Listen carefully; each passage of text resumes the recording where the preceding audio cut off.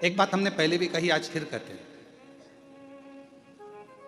देवताओं के लोक में सबसे ज्यादा सुंदर लोक है पितृलोक।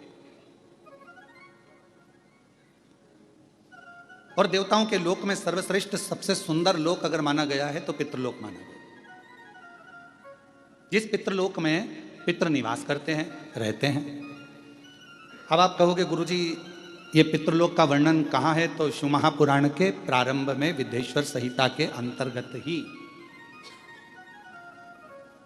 आप इसको श्रवण कर सकते हैं, या पार्वती खंड में, उमा खंड में, कौमार्य खंड में आप इसको श्रवण कर सकते हैं।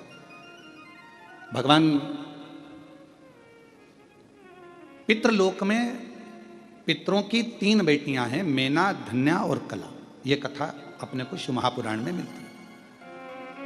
और पितरों की 3 बेटियां बड़े आनंद के साथ में पितृलोक में भ्रमण कर रही।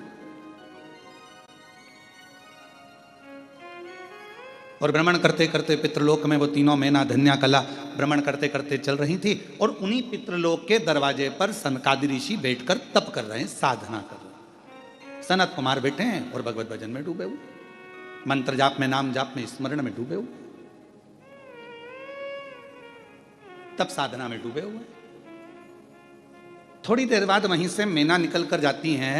हमारा शास्त्र कहता है कि कोई दरवाजे पर बैठा हो, भोजन की थाली रखी हो, कोई संत साधु बैठा हो, कोई सन्यासी बैठा हो, कोई कथा में बैठा हो, कोई सत्संग में बैठा हो, कोई भजन में बैठा हो, या जिस आसन पर बैठकर हम भगवान की आराधना कर रहे हो, साधना कर रहे हो, उस पर अपना लात, अपना चरण, अपना पाँव नहीं लगना चाहिए।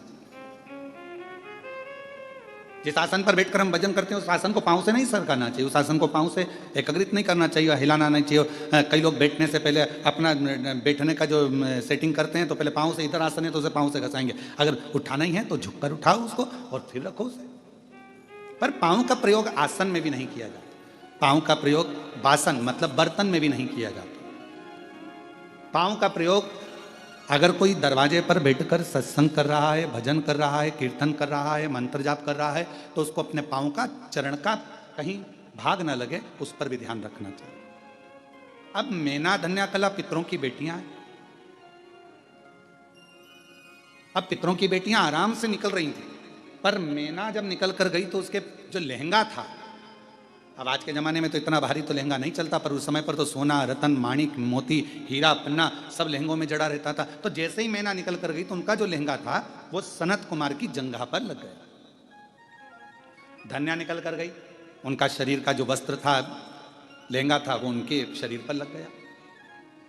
कला निकल कर गई तो भी उनके शरीर पर उसका भाग लग गया। अब चरण तो नहीं लगा पर वस्त्र लगा है। अब जो तप में डूबा हुआ है, साधना में डूबा हुआ है, भजन में डूबा हुआ है, स्मरण में डूबा हुआ है, मंत्र जाप में डूबा हुआ है, नाम जाप में डूबा हुआ है, और मालूम पड़े उसको वो बार बार चोट लगती है, तो सनकादि ऋषियों को क्रोध आ गया। और सनत कुमारों में क्रोध आया, और क्रोध आकर उन्होंने कहा कि तुम पितृलोक में पितरों की बेटियां हो, और पितरों की बेटियां होकर और तुम जो है हमको लात मारती हुई या हमको अपने वस्त्र का भाग छुआते हुए जा रही हो। हम तुम्हें श्राप देते हैं कि तुम पितृलोक छोड़कर मृत्यु लोक में जाओगी और तीनों पृथ्वी पर जाकर भ्रमण करोगी। तीनों ने चरण पकड़ लिए। आप कृपा करिए सनत कुमारों, सनकादि ऋषियों, कृपा करिए, करुणा करिए। तब पितरों ने आकर क्षमा मांगी। तब उन्होंने कहा कि तुम 3 देवियों की गोद में 3 देवियां खेलेंगी जो जगत का कल्याण करेंगी। मेना की गोद में पार्वती जी खेली, धन्या सुनैना जी बनी जिनकी गोद में माता जानकी जी खेली, कला कीर्ति बनी जिनकी गोद में स्वयं राधा जी खेली। ये 3 देवियां तीनों की गोद में खेल रही।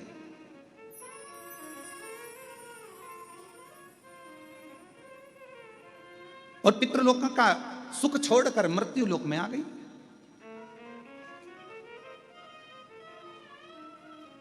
तो कहा सभी लोकों में देवियां कती हैं, मेना कती है, धन्या कती है, कला कती है। इन तीनों देवियों का कहना है हमें पितृलोक से जाना नहीं है, हमारा पितृलोक हमें अति प्रिय है, अति प्रिय।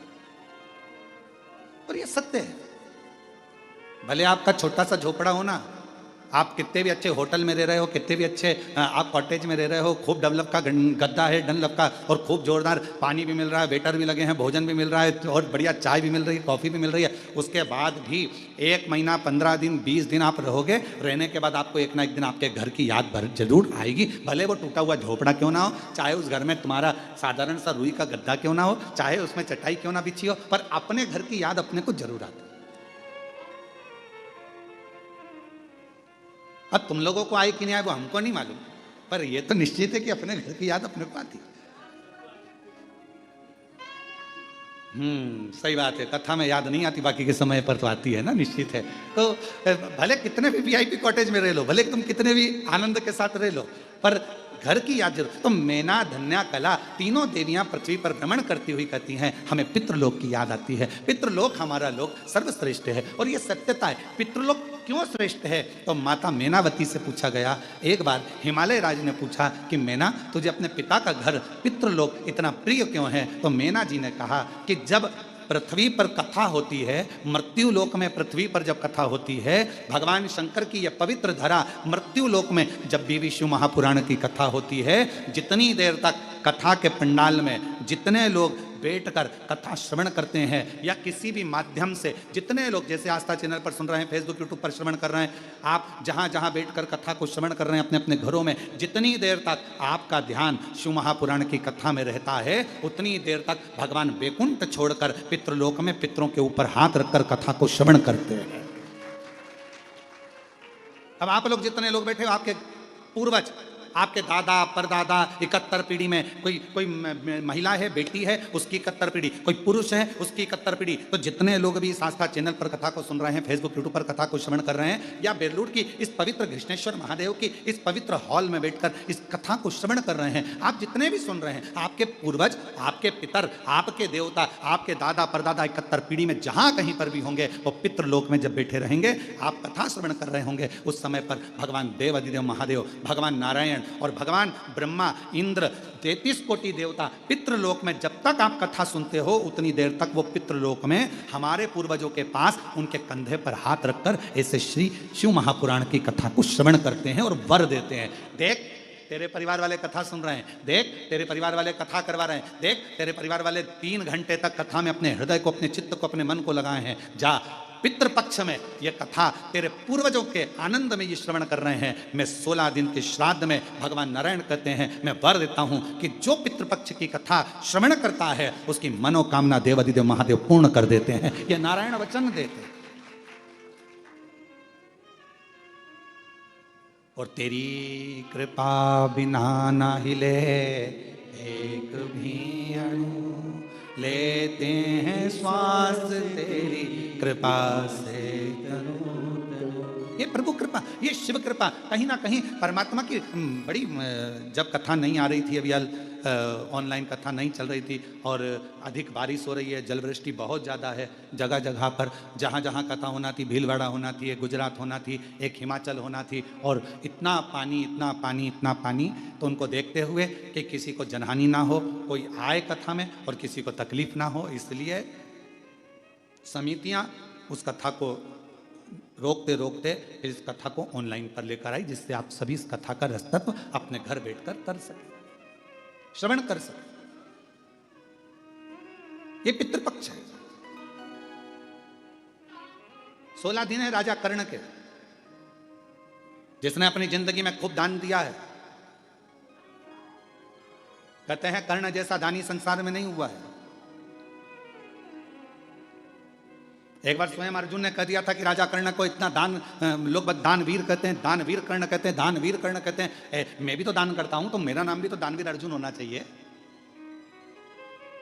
दानवीर युधिष्ठिर होना चाहिए, दानवीर भीम होना चाहिए।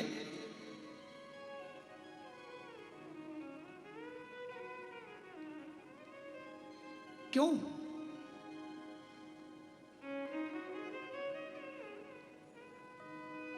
देखो, रोटी बनी, गाय को दे दी, एक दान ये हुआ। और दूसरा दान कौन सा है? बहुत देर से गाय दरवाजे पर खड़ी है और तुम्हारे डब्बे में रोटी नहीं है, तुमने आटा उसना, एक रोटी बनाई, और फिर ले जाकर गाय को दी। एक दान ये कहलाता। बेटा रोता है, बच्चा चिल्लाता है, माँ भूख लगी है, माँ भूख लगी है, भोजन दो, भोजन दो। माँ कैसे भी तैयार कर कर उसको भोजन दे देती है। ये माँ की वात्सल्य था। आपका प्रेम कब झलके? जैसे ये कथा यहाँ बेरुल में नहीं होती, ये कथा होना थी ऑनलाइन सीहोर से, कुबेरेश्वर बाबा के धाम से, पर हितेश लगे रहे, नहीं गुरुजी आप आओ, मैं व्यवस्था करता हूँ, मैं बेलुल जाता हूँ, मैं जाऊँगा और वहाँ कृष्णेश्वर महादेव में बाबा की कथा हो और बाबा इस कथा को पितृपक्ष में श्रवण करें, आप तो आओ। तो ये एक फॉर्मेलिटी पूरी करना एक अलग बात हो जाता है कि एक बार कह दिया, और एक वो हो जाता नहीं साहब आना तो पड़ेगा ही। हम तो बस यही कहते हैं कि शंकर जी के साथ में फॉर्मेलिटी पूरी मत करो। शंकर जी के मंदिर में जाकर एक लोटा जल चढ़ाकर फॉर्मेलिटी पूरी नहीं करना है। शंकर जी को जब जल चढ़ाओ और वापिस लौट कर आओ तो नंदी से कहकर आना, आज शाम को इंतजार करूंगी भोलेनाथ को लेके मेरे घर जाना। तो प्रबलता, तो प्रकरता। अब मालूम पड़े अपन तो केवल फॉर्मेलिटी अदा कर रहे हैं, मंदिर पहुंच गए और जाकर बाबा को जल चढ़ा दिया और बाबा जी से कह दिया बाबा मेरा दुखड़ा है काट देना, बाबा मेरी तकलीफ है काट देना। नहीं, थोड़ा बाबा के पीछे पकड़ना पड़ेगा, थोड़ा बाबा को कहना पड़ेगा, थोड़ा जोर से कहना पड़ेगा कि भोला सब दुख काटो मारा, ओ भोला सब दुख काटो। शिव शंकर जपूं तेरी माला, भोले बाबा जपूं तेरी माला, भोला सब दुख काटो, ओ भोला सब दुख काटो।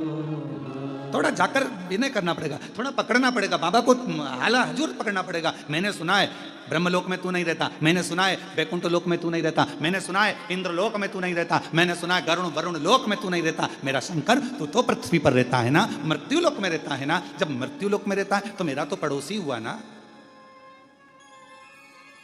और वैसे भी छत्रपति संभाजी नगर वालों को तो कह देना चाहिए कृष्णेश्वर महादेव हमारे पड़ोसी हैं, हमारे पड़ोसी है। नासिक वालों को कर देना चाहिए हमारे पड़ोसी हैं त्र्यंबक बाबा। धुलिया वालों को कह देना चाहिए अरे क्या बात कर रहे हो कृष्णेश्वर महादेव, वो तो हमारे पड़ोसी हैं, हमारे पड़ोस में रहते हैं। अब पड़ोसी से रिश्तेदारी कैसी बनाना है तुम्हारे ऊपर निर्भर करता है। तुम अगर पड़ोसन को चाय वाय पिलाओगे अच्छी दमदारी से, उससे अच्छा प्रेम भाव रखोगे तो पड़ोसन भी तुम्हारी दुख की घड़ी में आके खड़ी हो जाएगी और कह देगी चिंता मत करो मैं खड़ी हूं ना, तुम तो तुम्हारी शादी ब्याह करो, बाकी का सब सामान मैं संभाल लूंगी। और पड़ोसन कहीं कहीं इतनी अच्छी होती है कि सब संभाल लेती है, तुम जाओ तुम पार्टी करो मैं सब संभाल लूंगी, सब संभाल लूंगी, सब संभाल लूंगी। और कहीं कहीं की पड़ोसन ऐसी होती है कि तुम जाओ पार्टी में मैं सब ले जाऊंगी। तो कहीं कहीं ऐसी भी हो सकती है कि ले जाए उठा के।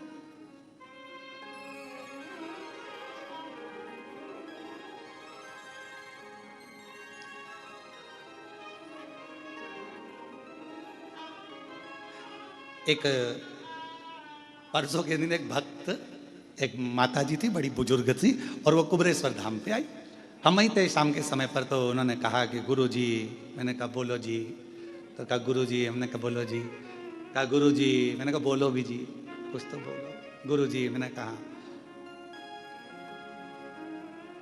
बड़ी दुखी हूँ, तो मैंने कहा हमसे मत क्यों, जो कुछ कहना है ये सामने जो कुबेर भंडारी बैठे हैं एक कंकर उठाओ हाथ में रखो, पूजन करो, पूजन कर कर उसको अपने दिल का हाल सुनाओ, वापिस रखो, आरती उतारो और बाबा से कहकर चले जाओ, बाबा स्वीकार कर लेगा। हमसे कहकर क्या कर लो,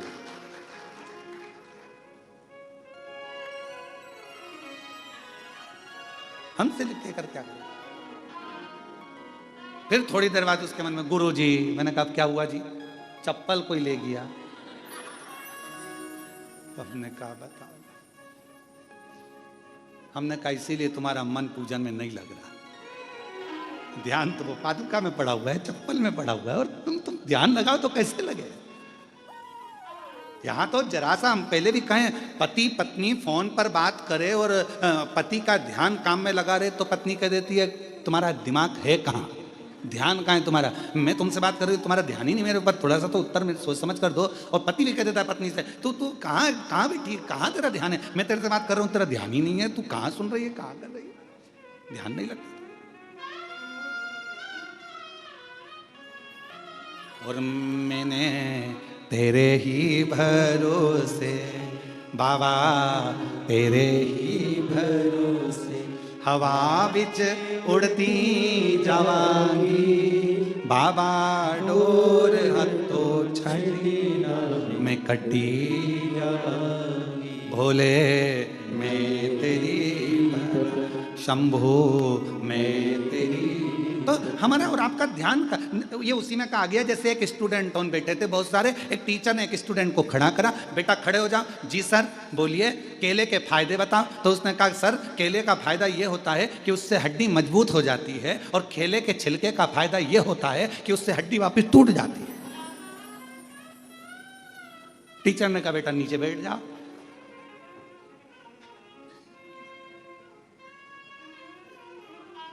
अब हमारा ध्यान वही है कि केले का फायदा क्या, तो कहा अभी तो कह रही थी कि बहुत दुखी हूं, और फिर वो क्या हो गया कि केले का छिलके से हड्डी टूट जाती, मतलब चप्पल मेरी घूम गई है, अब ध्यान तेरा चप्पल में। और हम हमेशा कथा में कहते हैं कि अपना सोना चांदी हीरा पन्ना, अपना जितना भी सामान है कीमती कीमती, अपने घर छोड़ कर आओ। अगर चप्पल भी तुम्हारी कीमती है तो घर छोड़ कर आओ। यहाँ तो तुम, मेरा बाबा डायमंड है, हीरा, मेरा शंकर। कोई हमसे पूछे कि तुम्हारी जिंदगी की सबसे बड़ी पूंजी क्या है, तो हम कहते हैं शिव हमारी पूंजी है, शंकर हमारी दौलत है, और जितने ज्योतिर्लिंग है ये मेरा तिजोरी का भंडार है। वहां पहुंचकर जो चाहो वो प्राप्त हो सकता है, जो चाहो। अभी कृष्णेश्वर महादेव से आप लोग कथा श्रवण कर रहे हैं, ऑनलाइन कथा सुन रहे हैं। अगर दिल से 7 दिन तक आप रोज 2 बजे से 5 बजे तक कथा को श्रवण करो, दिल से बाबा ने करुणा करी है तो दिल से सुनो।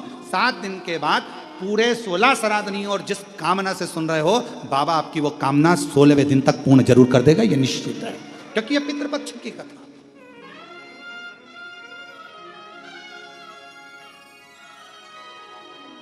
पितृपक्ष की कथा मतलब पितरों के भाव से, पितरों के कल्याण हेतु, पितरों के सुख हेतु भगवान शंकर के पुत्र स्वयं गणेश जी महाराज के नाना जी के सुंदर आनंद में ये कथा हो रही, क्योंकि माँ पार्वती के पुत्र गणेश और पार्वती के पिताजी हैं पितृ, तो गणेश जी के हो गए नाना जी, नानी।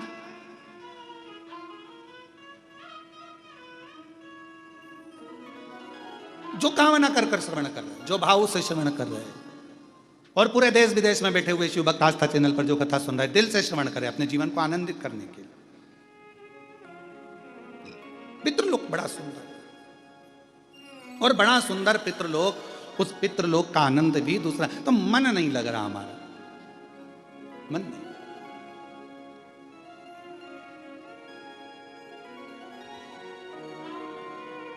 ये पितृलोक मेरा प्रिय प्रिय। पार्वती मां कहती हैं हिमालय राज से मेरा दिल नहीं लगता, पितृलोक में मेरा मन लगता है, क्योंकि पितरों का लोक एक ऐसा लोक है जहां भगवान नारायण स्वयं अपने देवताओं के साथ में पितरों के कंधे पर हाथ रखकर कथा का रसतत्व श्रवण करते हैं और वर देते हैं। इतनी प्रियता। महाभारत में भी राजा कर्ण की कथा में कहा गया कि दानवीर कर्ण कहा जाता है जिन्होंने दान दिया। तो ऐसा कैसा दान दिया कि दानवीरों की गिनती में युधिष्ठिर नहीं आए, दानवीरों की गिनती में अर्जुन नहीं आए, दानवीरों की गिनती में भीम नकुल सहदेव नहीं आए, दानवीरों की गिनती में केवल राजा कर्ण आए। ऐसा क्या दान दिया? 2 कथा है राजा कर्ण की और बड़ी विचित्र। एक, अर्जुन ने जब भगवान कृष्ण से कहा कि दानवीरों में मेरी गिनती क्यों नहीं है, तो भगवान ने कहा कि समय आएगा जब मैं बताऊंगा। एक दिन भगवान कृष्ण ने एक सोने का पर्वत खड़ा कर दिया,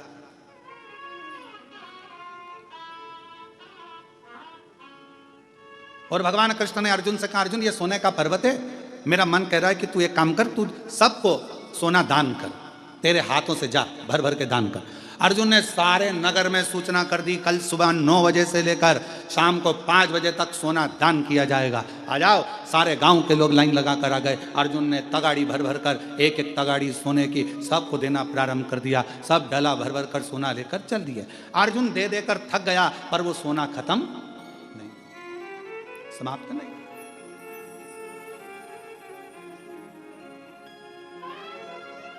अर्जुन ने भगवान द्वारकानाथ से कहा कि प्रभु अब मेरा दान करते करते मैं तो थक गया, मैं सोना दान नहीं करूंगा, भगवान ने पूछा ठीक है।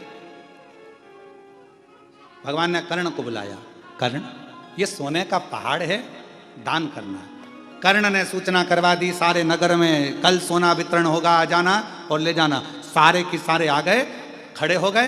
कर्ण ने हाथ जोड़कर बोला, भैया तुम सबको जितना सोना चाहिए, ये पहाड़ है, तुम हो जिसको जितना चाहिए लेकर चले जाओ। अर्जुन ने कहा, प्रभु वो कर्ण दान कर रहा है, क्या कर रहा है? सबसे कह दिया जिसको जितना चाहिए उठा कर ले जाओ। कर्ण को बुलाया भगवान ने, अर्जुन के सामने पूछा, बेटा कर्ण ये बताओ कि कर्ण तुमने ये सोने का पहाड़, तो कहा प्रभु सोने का पहाड़ मेरा था ही नहीं, तो मैं क्यों टेंशन लूं कि कितना देना है, कितना देना है, मैं क्यों टेंशन लूं? जिसका पहाड़ जो जाने।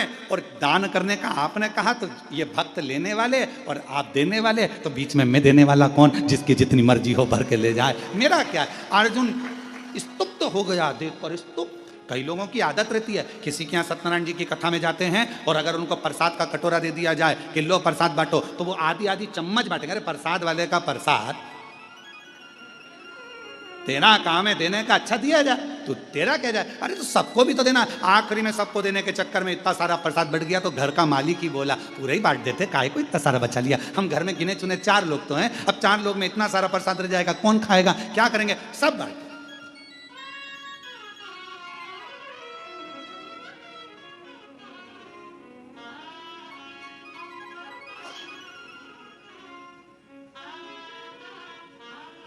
हमारे यहाँ बाबा के धाम में, कुबरेश्वर धाम में एक नियम है, नुक्ति बनी, नुक्ति जानते हो ना, बूंदी। नुक्ति वही जो पेट में दुखती, ज्यादा खा लो तो बूंदी बने, तो नुक्ति बूंदी बनती है। कभी कभी खोपरा पाक बन जाता है, कभी बेसन चक्की बन जाती है, कभी सीरा हलवा बन जाता है। तो धाम पर जब बनता है तो हमारे जो भंडारी हैं, वो भंडारी जी पूछते हैं, कहले गुरु जी इतना सारा बना है और बाद में शाम के लिए इतना अपन निकाल देते हैं। हमने कहा शाम किसने देखी? शाम किसी ने देखी है क्या? क्या भरोसा जिंदगी का, अभी बना है ना, खिलाओ। तो शाम, हमने कहा शाम को तुम अच्छे रहे, अपन अच्छे रहे, और बन जाएगा, वापिस बनाएंगे, सामान कहीं जा रहा है क्या, तुम तो खिलाओ। अब व्यक्ति सोचे कि कहाँ विचार करें, कहाँ विचार करें। आप सबको मालूम होगा एक लोमश ऋषि की कथा थी। लोमश जी, उनके शरीर का एक बाल टूटता था। सबसे ज्यादा पृथ्वी पर रहने वाले अगर कोई ऋषि हैं तो लोमश ऋषि हैं। फिर भी उन्होंने अपना झोपड़ा नहीं बनाया, अपना घर नहीं बनाया। अगर तुमको मालूम पड़ जाए कि तुम 500 साल जिए हुए, सबसे पहले तुम कहोगे 500 साल में जियोगी?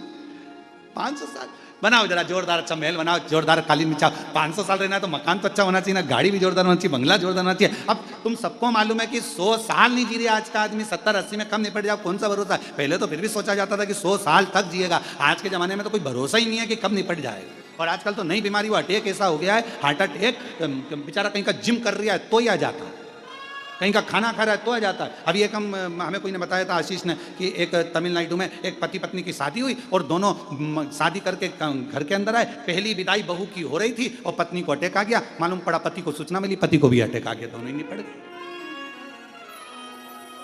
श्वास रुक जाएगी चलते चलते, क्षमा बुझ जाएगी चलते चलते, दम निकल जाएगा रोशनी का, क्या भरोसा है इस जिंदगी का, क्या भरोसा है इस जिंदगी, इस जीवन का क्या भरोसा, इस जिंदगी का क्या भरोसा, जरा विचार करिए। तो इसलिए जितना समय परमात्मा ने दिया है, जब कथा मिल जाए, आस्था चैनल पर जब कथा श्रवण करने को मिल जाए, मालूम पड़ जाए कथा आ रही है, आज से चालू हो गई, अपनी अड़ोसन पड़ोसन पीछे वाली धड़ोसन सबको सूचना कर दो, कथा चालू हो गई। भरोसा किसको? कहीं पहाड़ गिर रहे हैं, कहीं पर्वत गिर रहे हैं, कहीं बाढ़ आ रही है। अभी पंजाब के कई जिले पानी में डूबे पड़े। पंजाब इतना जलवृष्टि पंजाब में हुआ है कि जल त्राही त्राही हो रहा है। इतना पानी चारों तरफ, घरों में, मकानों में, दुकानों में, खेतों में, भोजन तक नहीं, पूरी व्यवस्था प्रशासन की अव्यवस्था हो गई। इतना पानी पानी कौन संभाले, कैसे संभाले?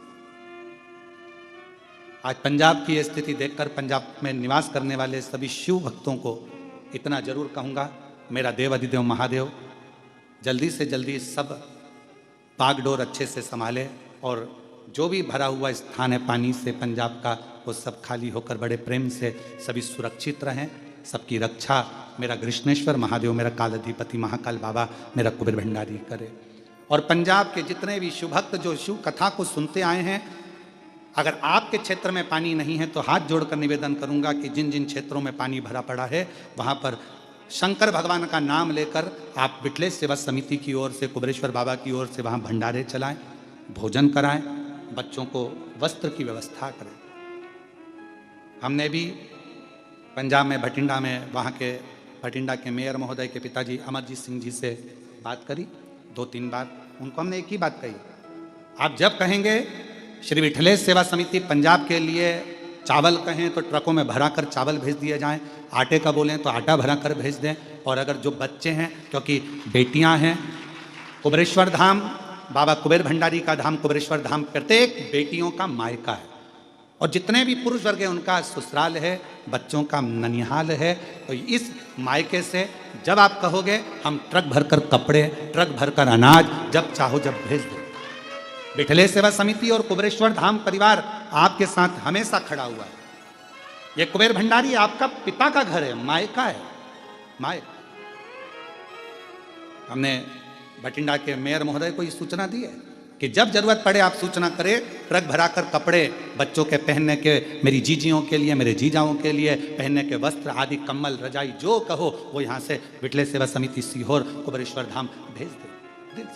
और ये समिति, विठलेश सेवा समिति, ये कुबेरेश्वर धाम परिवार सब बहन बेटियों का मायका है। बिल्कुल बेझिझक अगर कोई को भी कुबेरेश्वर धाम से कुछ भी अगर ऐसा लगता है तो जरूर आप धाम पर सूचना करें। सब हमने मेयर महोदय को इस चीज की सूचना पंजाब में दी है, और जब जरूरत पड़े तब कुबेरेश्वर धाम आपके लिए खुला हुआ, खुला हुआ। और घबराना नहीं बिल्कुल भी पंजाब वालों, रत्ती भर भी घबराना नहीं।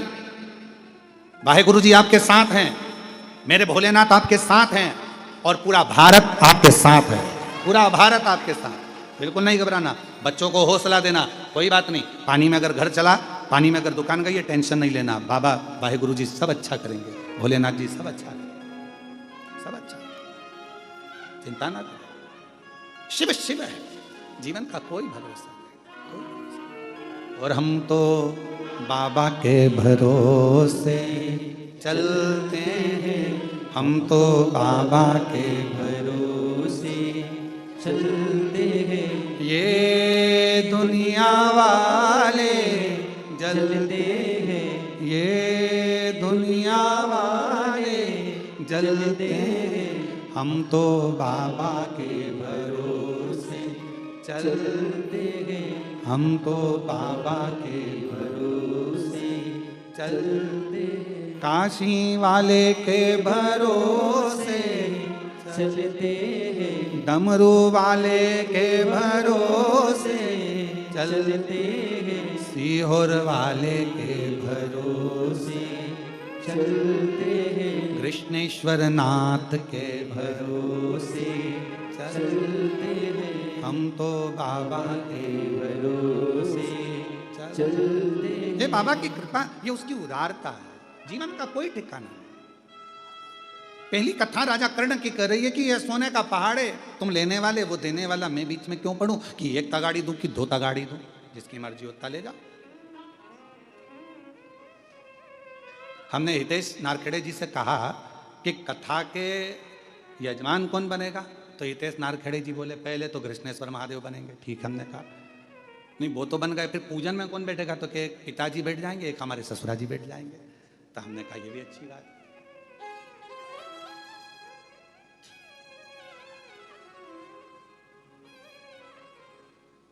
इससे बढ़कर सुख क्या? क्या पता कौन सा पुण्य सामने आया, कौन सा पुण्य तुम्हारे सम्मुख में आया, क्या पता क्या योग संजोग था। पाटिल साहब हम कहेंगे योग संजोग, हम कहेंगे पूर्वजों का हुआ होगा। नारखेड़े जी कुछ योग संजोग पूर्वजों का हुआ होगा, जो ये कथा वेरुल की पवित्र धरा पर हो रही है, ये उसकी कृपा और यजमान के रूप में आप लोग ये उसकी।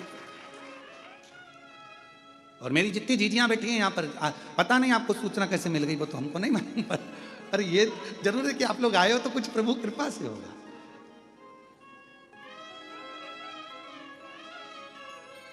एक जीजी तो पहचान की है कलेक्टर महोदय के यहाँ से, मैं उनको भी बहुत बहुत साधुवाद देता हूँ कि प्रत्येक कथा में आप जब भी आसपास के क्षेत्र में कथा होती है, आपकी श्रद्धा और विश्वास कथा में पहुँचता है। मैं बहुत बहुत धन्यवाद देता हूँ आपको। शिव तत्व है, भगवान की अविरल कथा। और महाराज राजा कर्ण की दूसरी कथा कर रही है। एक तरफ तो पूर्ण दान दे देना और दूसरी तरफ की कथा कर रही है कि राजा कर्ण इतना प्रतिदिन का स्वर्ण दान करता, सोना दान करता, स्वर्ण दान करता, इतना सोना दान करता, रोज प्राण छूटे राजा कर्ण के। गया ऊपर, सोने की कचौड़ी, सोने की पूड़ी, सोने का पानी, सोने की जलेबी, सोने का भजिया और सोने का भाजी बड़ा और सोने का ही बड़ा पाव, सब सोने का मिला खाने को। तो राजा कर्ण बोला, मैं सोना कैसे खाऊं, मैं ये सोना कैसे खाऊं, ये मेरे बस का नहीं है सोना खाना, मुझे अन्न दीजिए। अन्न का दान करा तुमने राजा कर्ण, तुमने अन्न का दान नहीं करा इसलिए तुमको अन्न खाने को नहीं मिला।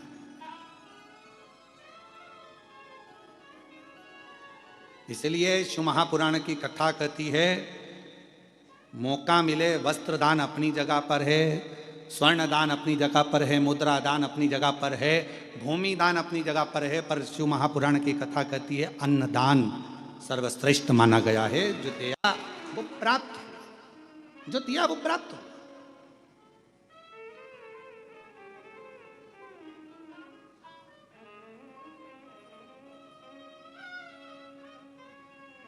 अन्न से बड़ा कुछ दान है ही नहीं। भूखे को भोजन, प्यासे को पानी, जय बाबा बर्फानी। भूखे को भोजन कराए, प्यासे को पानी पिलाए और शिव जी का नाम ले, बाबा बर्फानी का जय जयकार होता ही क्यों है। भूखे को भोजन, प्यासे को पानी, जय बाबा बर्फानी।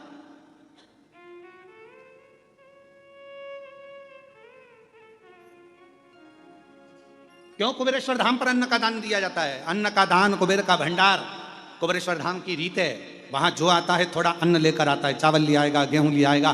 जो कुबेरेश्वर धाम पर आता है वो थोड़ा थोड़ा अन्न लेकर आता है। भले आधा किलो लाया, 1 किलो लाया, पर कुबेरेश्वर धाम में आया तो के अन्न का दान और कुबेर का भंडार वहां दिया और वहां लिया, घर पहुंचते पहुंचते प्राप्त हो जाता।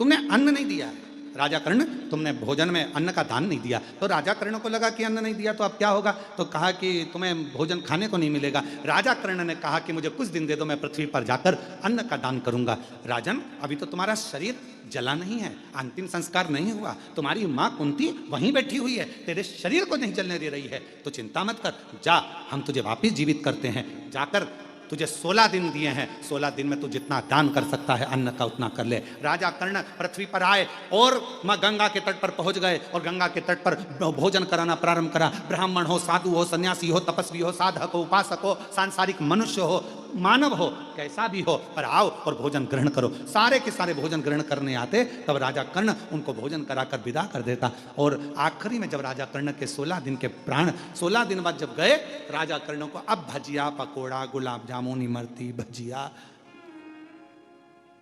नो गोल्ड, बिना गोल्ड के मिल रहा, अब मिल रहा, अब प्राप्त हो। महाराज बैठे पर्वत धुनी रमाए, बदन पड़ी मृग छाला है। बैठे पर्वत धुनी रमाए, बदन पड़ी मृगशाला है। कालों के माँ काल कालपति, जिनका रूप निराला है। कालों के कालपति, जिनका रूप निराला है। जिनके गले में विषधर काला, विषधर काला, भोलेनाथ डमरू वाला।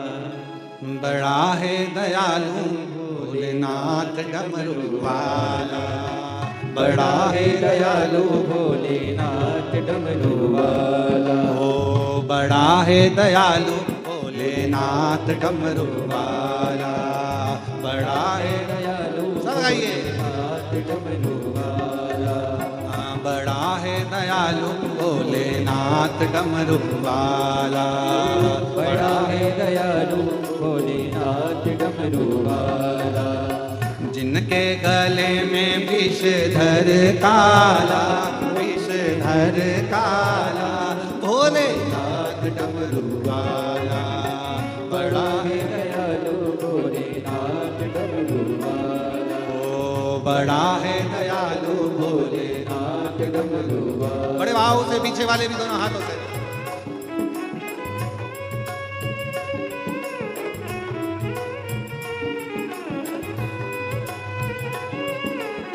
शंभो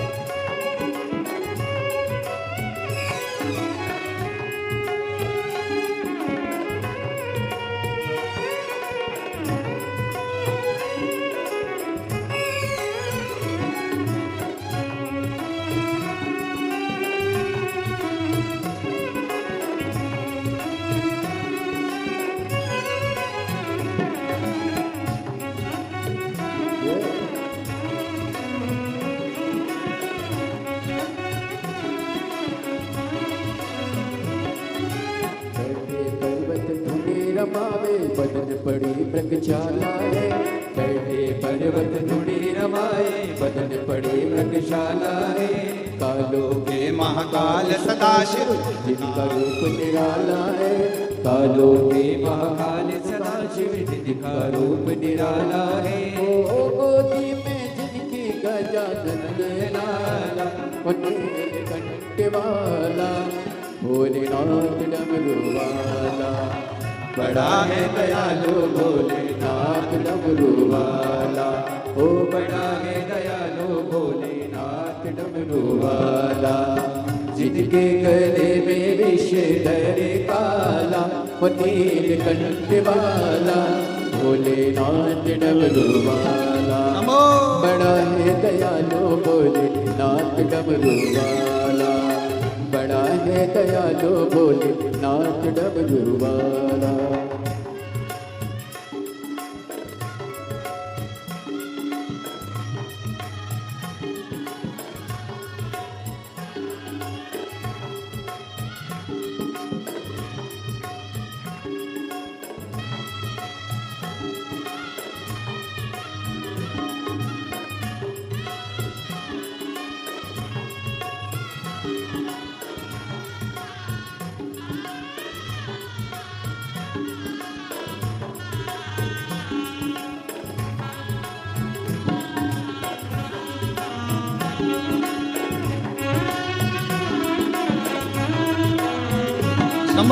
शीश चंद्रमा जटा में गंगा, बदन में भस्मी शोला है। शीश चंद्रमा जटा में ऊपर बदन में भस्मी शोला है। तीन लोक में नीलकंठ सा देव न कोई दूजा है, तीन लोक में नीलकंठ सा देव न कोई दूजा है। ओ पी गए विष का प्याला, वो नीलकंठ वाला भोलेनाथ डमरू वाला, बड़ा है दयालु भोलेनाथ डमरू वाला, बड़ा है दयालु भोलेनाथ डमरू वाला। जिनके गले में विषधर काला, वो नीलकंठ वाला भोलेनाथ डमरू वाला, बड़ा है दयालु भोलेनाथ डमरू वाला, बड़ा है दयालु भोलेनाथ डमरू वाला।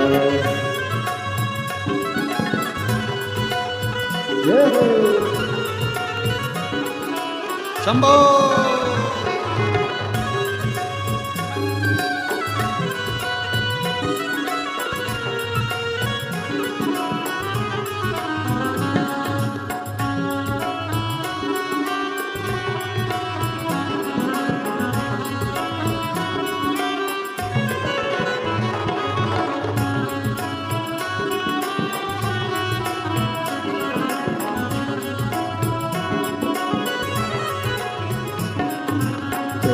पर्वत धुनी रमावे बदन बड़ी मृगशाला है। ओ बैठे पर्वत धुनी रमाए बदन बड़ी मृगशाला है। कालों के महाकाल सदाशिव जिनका रूप निराला है। ओ कालों के महाकाल सदाशिव जिनका रूप निराला है। ओ गोदी में उनकी गजानंद लाला नीलकंठ वाला भोलेनाथ डमरू वाला। ओ बड़ा है दयालु भोलेनाथ डमरू वाला, बड़ा है दयालु भोलेनाथ डमरू वाला, बड़ा है दयालु भोलेनाथ डमरू वाला, बड़ा है दयालु भोलेनाथ डमरू वाला, बड़ा है दयालु भोलेनाथ डमरू वाला, बड़ा है दयालु भोलेनाथ डमरू वाला, बड़ा है दयालु भोलेनाथ डमरू वाला, बड़ा है दयालु भोलेनाथ डमरू वाला, बड़ा है दयालु भोलेनाथ डमरू वाला, बड़ा है दयालु भोलेनाथ डमरू वाला, बड़ा है दयालु भोलेनाथ डमरू वाला। अपने स्थान पर बैठकर भगवान देवाधिदेव महादेव से अपने मन की बात कहें, दिल से प्रार्थना करें, विनय करें, निवेदन करें, विनती करें। जो टीवियों के सामने बैठकर आस्था चैनल पर कथा श्रवण कर रहे हैं वह वहां बैठकर, जो पंडाल में बैठकर कथा सुन रहे हैं वो पंडाल में बैठकर दिल से बाबा को प्रार्थना करें, विनय करें, निवेदन करें। भाव से अपने मन का दिल से बाबा को चरण स्पर्श करते हुए आनंद के साथ विनय करें।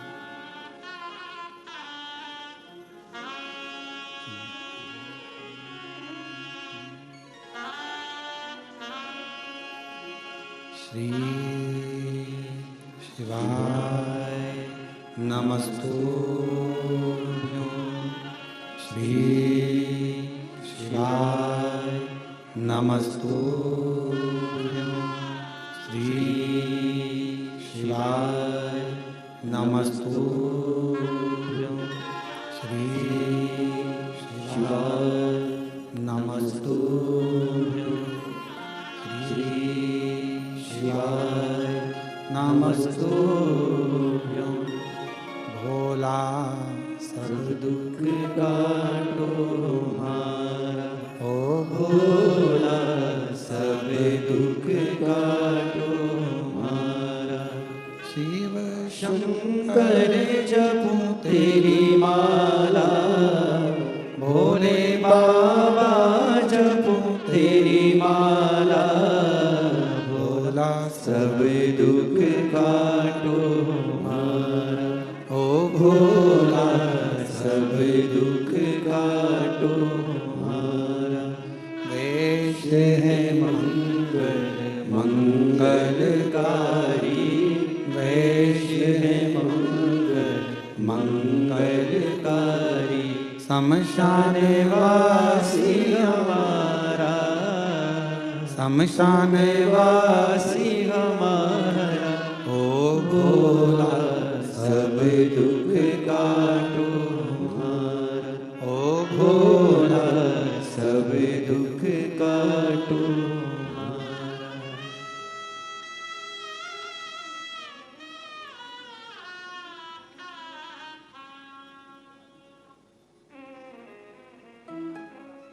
बाबा देवाधिदेव महादेव, भगवान शिव, ओगढ़दानी, त्रिकालदर्शी, कैलाशी, अविनाशी, भगवान शंकर की पवित्र कथा शिव महापुराण वर्णन कर रही है। शिव तत्व कह रहा है, भगवान शंकर की कथा कर रही है। भगवान देवाधिदेव महादेव का पवित्र चरित्र वर्णन कर रहा है। कर्ण के 16 दिन 16 श्राद्ध के रूप में आज भी गिने जाते हैं। पितृपक्ष के अंतर्गत अगर पितरों की प्रसन्नता का ध्यान रखा जाता है तो उसमें सबसे मूल होता है गाय का गोबर की अलोनी जो बनाते हो, कंडा गोबरी, और उस गोबरी में उस कंडे पर जलाने के बाद उसमें घी और गुड़ या शक्कर मिलाकर उसकी धूप देना, ये बड़ा मूल। क्यों महाराज? शिव महापुराण की कथा कहती है अन्न 5 रात्रि तक हमारे शरीर के अंदर रहता है। कितने रात्रि? 5 रात्रि। दूध 7 रात्रि तक हमारे शरीर में रहता है। और दही 20 रात्रि तक हमारे शरीर में रहता है। केवल एक घी गौ माता का ऐसा होता है जो 1 महीने तक हमारे शरीर में रहता है। इसलिए सनातन हिंदू धर्म में, हमारे सनातन धर्म के अंतर्गत श्राद्ध पक्ष में 16 दिन गाय का गोबर का जो कंडा होता है, गोबरी, उस कंडे को जलाकर उसके अंदर घी और गुड़ का धूप दिया जाता है और वो धूप हमारे पितरों की तृप्ति का केंद्र बनता है। तृप्ति का। कई लोग कहते हैं गुरुजी ये धूप देना जरूरी होता है क्या? पितरों के लिए क्या कंडा जलाकर, गोबरी जलाकर उसमें घी शक्कर या घी गुड़ छोड़ना जरूरी होता है? जरूरी है। हम तो हमेशा कहेंगे, चाहे तुम बड़े मल्टी में रह रहे हो, मॉल में रह रहे हो, तुम्हारा मन जहां तुम VIP में रह रहे हो, तो भी प्रयास करा करो कि 16 दिन में 1 दिन आप धूप जरूर दें। बहुत जरूरी। इसकी कहीं कथा का वर्णन आता है? क्यों नहीं आता? अगर हम उठाकर देखें हमारे शास्त्रों को, हमारे पुराणों को, तो आप स्मरण करेंगे कपिल मुनि जी के आश्रम में 60,000 राख के ढेर बने सूर्य वंश के पुत्र। महाराज, राजा सगर की 2 धर्म पत्नियां थी। पहले नंबर पर केशनी, दूसरे नंबर पर सुमति। और राजा सगर की 2 धर्म पत्नियां हैं। उसमें से राजा सगर की पहली पत्नी केशनी से 60,000 बेटों ने जन्म लिया।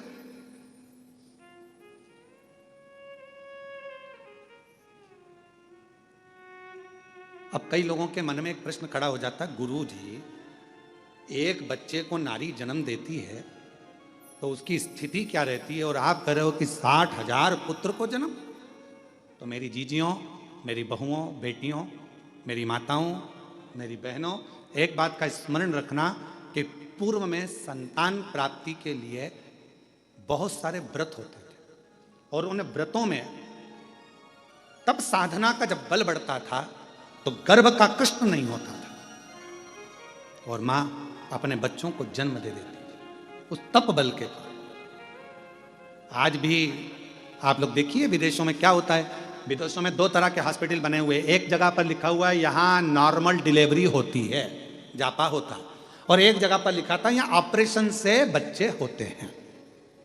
अब जो भारत से गया हुआ एक व्यक्ति था, संत था, उसने जाकर पूछा भैया कि यहाँ ऑपरेशन से बच्चे होते हैं, यहाँ की फीस कितनी है? तो कहा यहाँ पर फीस लगती है मात्र 60,000 रुपये, 50,000 60,000 रुपये फीस। अब जो नॉर्मल डिलीवरी होती है वहां गए तो उनसे पूछा भैया यहाँ तुमने लिखा कि नॉर्मल डिलीवरी होती है, नॉर्मल जापा होता है, यहाँ कितना पैसा लगता है? तो कहा 3.5 लाख रुपए लगता है। अब पूछा कि यहाँ 60,000 रुपए में ऑपरेशन से बच्चा हो गया, यहाँ नॉर्मल हुआ, दोनों में क्या अंतर है? तो कहा आधे घंटे में यहाँ ऑपरेशन से बच्चा हो जाता है। यहाँ पर जब गर्भस्थ बच्चा होता है तब गर्भवती नारी को 6ठे महीने में यहाँ बुला लिया जाता है और 6ठे महीने से उसको यहाँ रखा जाता है। उसको गेहूं दे दिए जाते हैं, अपना आटा खुद पीसो और गेहूं पीस के आटा बनाओ। आटा बनाकर अपनी छोटा सा खेत दे दिया जाता है, इसमें सब्जी बो, सब्जी बोकर इसमें अपनी मिर्ची, धनिया, अदरक जो करना है करो और अपना भोजन खुद बनाओ, झाड़ू खुद लगाओ, लीपो खुद, पोछा खुद लगाओ, सब काम तुम्हें करना है। और कुआं बना दिया छोटा सा, उस कुएं में से पानी भरो, सिर पे रखो अंडा, लेकर घर में जाओ, पानी पियो। ऐसा 3 महीने तक लगातार करने दिया जाता है। 3 महीने के बाद ऑपरेशन करने की जरूरत नहीं पड़ती, नॉर्मल डिलीवरी हो जाती है। 3.5 लाख रुपए उसके लगते हैं। अब हमारे यहाँ तो सास वन बेचारी कह दे कि काम कर ले, जापे के समय पर सास कह दे, माँ कह दे बेटा थोड़ा काम कर ले, अभी जापे का समय। तो मम्मी डॉक्टर ने कहा बेड रेस्ट, मम्मी डॉक्टर बोला बेड रेस्ट, तो डॉक्टर बोला बेड रेस्ट, तो बढ़िया पलंग पर और हाथ में मोबाइल और आवाज लगा चाय लाना। अब बेचारी जो घर में काम करे बेचारी चाय ला कर दे, लाओ जरा ये लाना, वो बेचारी वो ला कर दे, वो मोबाइल देख रही और मोबाइल में देख रही ना जाने कौन कौन से नाटक और जिहारे सो, ना जाने कौन सा सास भी कभी बहू थी। अब मालूम पड़े पूरे नाटक में, पूरे इतने नाटक चले, सब में जितने मिले सब रोते ही मिले। तो औलाद ऐसी पैदा हुई कि उसको जमीन पे छोड़ो तो पे करे और गोदी में बिठाओ तो चुप रहे। अब किसी महाराज जी से पूछने गई, महाराज जी हमारा बच्चा बड़ा चिड़चिड़ा हो गया, इसको गोदी में रखती हो तो चुप रहता है और नीचे रखो तो रोता है। महाराज जी बोले ये बताओ कि मोबाइल में जब गर्भ में था तो मोबाइल में कितने सीरियल देखे थे? सब कुमकुम भाग और ये भाग वो दिन भर ओला, जैसे नाटक में एक ना एक रोती मिले, ऐसी औलाद रोती मिले, 24 घंटे रोए 24। और कभी कभी फिर मम्मी चिढ़ जाए, उसकी मत धो दे, लपक के खूब धो, चुप हो जा चुप हो जा। इतने में पिताजी आ जाए, क्यों मार रही है बेचारे को, क्यों मार रही है? लो तुम चुप कर लो। अब बोले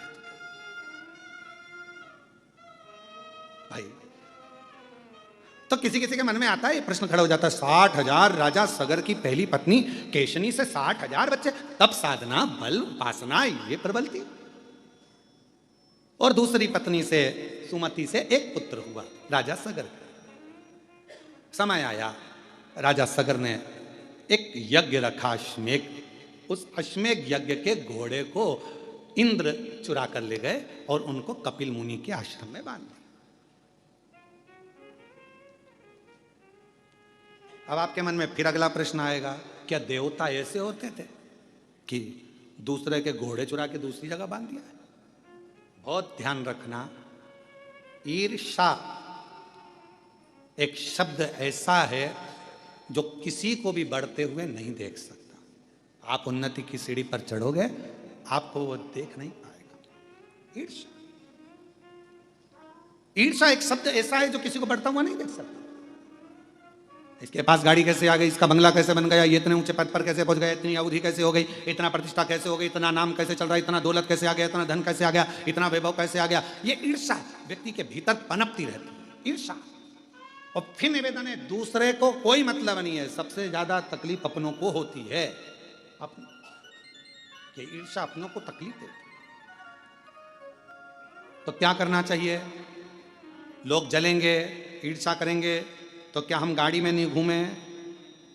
लोग जलेंगे, ईर्ष्या करेंगे तो हम क्या खाना नहीं खाएं? लोग जलेंगे, ईर्ष्या करेंगे तो क्या हम कथा नहीं सुने? आप रोज रोज कथा सुन लो। अभी अभी आस्था चैनल वाले एक कोई दिखाएं बार बार बार बार, हमारे को छोड़ के एक को दिखाए, और तुम घर पे जाके जब आस्था चैनल पर कथा सुनना चालू करो और उसमें में बताओ इसी इसको दिखा रहा, मेरे को दिखाया नहीं, मैं तो बैठी थी आगे बैठी और मुझे तो दिखाया ही नहीं, तो भीतर ईर्ष्या आ जाए। ईर्ष्या बड़ी विचित्र होती है, बड़ी विचित्र। और कभी ऐसा होता है, पूछना है ना, आस्था वाले बच्चे लोग यहाँ सेवा करते हैं ना, इनसे पूछना कि अरे कहीं कहीं झगड़ा होता है। कभी ऐसे श्रोता आते हैं कि वो कहते हैं तुम तो महाराज जी महाराज को दिखा रहे हो, हमको तो दिखाया ही नहीं। कई बार ऐसा भी हो जाता है। अब ईर्ष्या, इंद्र ने घोड़ा लिया अश्वमेघ यज्ञ का, उसको कपिल मुनि के आश्रम में बांध दिया। कपिल मुनि के आश्रम में बांधा तो राजा सगर जी ने अपने 60,000 बेटों से कहा कि बेटा जाओ, अश्वमेघ यज्ञ का घोड़ा पकड़ लिया है, जरा जाकर देखो और उसको छुड़ा कर लाओ। 60,000 पुत्र राजा सगर के चले और राजा सगर के पुत्रों ने सब जगह पर अश्वमेघ यज्ञ के घोड़े को ढूंढना प्रारंभ किया। बहुत सावधानी से सुनिएगा, यह कथा पितृपक्ष की है और शिव महापुराण की यह पितृपक्ष की यह कथा जीवन का आनंद देने वाली। बहुत सावधानी से सुनिएगा कि गाय के गोबर का कंडा पर, गोबरी पर घी गुड़ छोड़ने का लाभ क्या है, जरा ध्यान से सुनना इस कथा का, बड़ी विशेष कथा है और प्रत्येक व्यक्ति को पितृपक्ष में सुनना चाहिए इस कथा को। हम तो कहेंगे प्रत्येक व्यक्ति।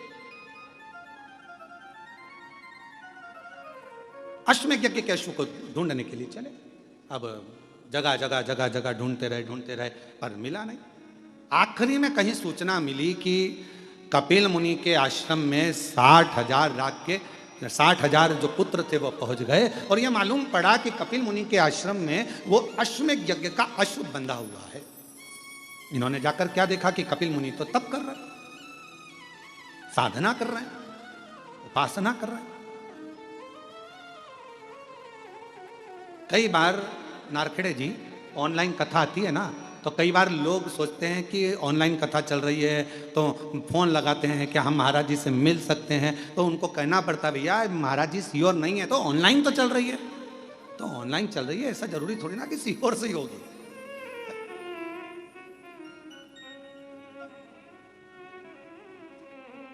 अब ऑनलाइन कथा कहाँ से हो रही, तो भैया बताना कृष्णेश्वर धाम में बैरुल से हो रही है, पर निवेदन है तुम मत आना। निवेदन तुम अपने अपने घर से सुनना।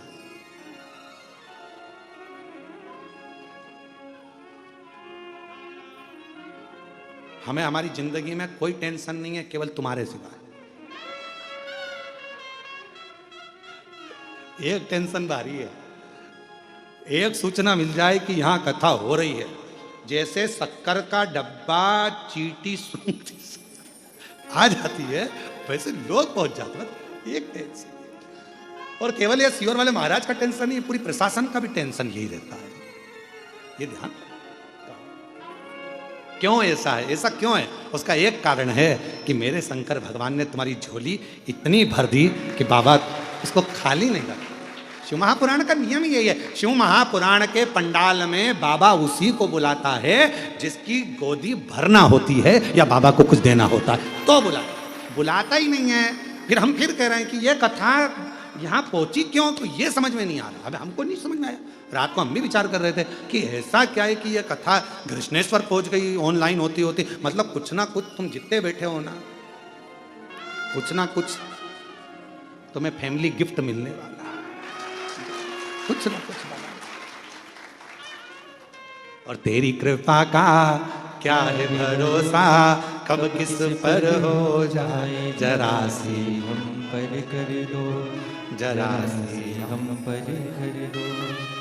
जिस पर भी हो गई तेरी कृपा करुणा वो भव पार हुआ, भव पार हुआ। पापी हो चाहे जितना उसका भी बाबा उद्धार हुआ, उद्धार हुआ। गिद्ध अजामिल गणिका जैसे तेरे मन को भाई, जरा सी हम पर कर दो, जरा सी हम पर कर दो। तेरी कृपा का क्या है भरोसा, कब किस पर हो जाए जरा सी हम पर कर दो, जरा सी। हम पर कर दो। इसकी कृपा का भरोसा नहीं है। ये जो आता है एक बार जो कथा के पंडाल में पहुंच जाता है वो वहां बैठकर नियम बना लेता है, बाबा 5 कथा सुनूंगी, मेरा भंडार भर देना। यहीं बैठकर 5 कथा का नियम लेती हूँ, 5 कथा। तो पंडाल में जो कथा श्रवण करने पहुंचता है उसको बाबा देता रहता है, इसलिए पंडाल भराता रहता है। खाली कोई नहीं गया। 3 महीने में बाबा ने फिर दे दिया भरकर उसको। इतनी कृपा कर दे। अब कथा कर रही है राजा सगर के 60,000 पुत्र कपिल मुनि के आश्रम में पहुंच गए, और कपिल मुनि के आश्रम में पहुंचकर उन्होंने देखा कि कपिल मुनि तो तप में लगे और घोड़ा पीछे बंधा, अश्व पीछे बंधा।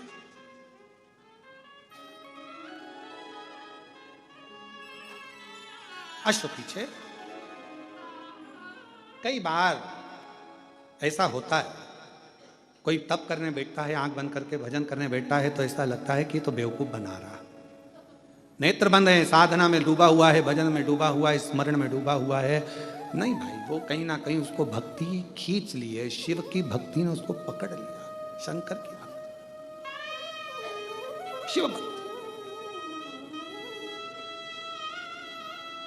थोड़ा भजन हमारे जीवन में सुख दे सकता है, थोड़ा भजन।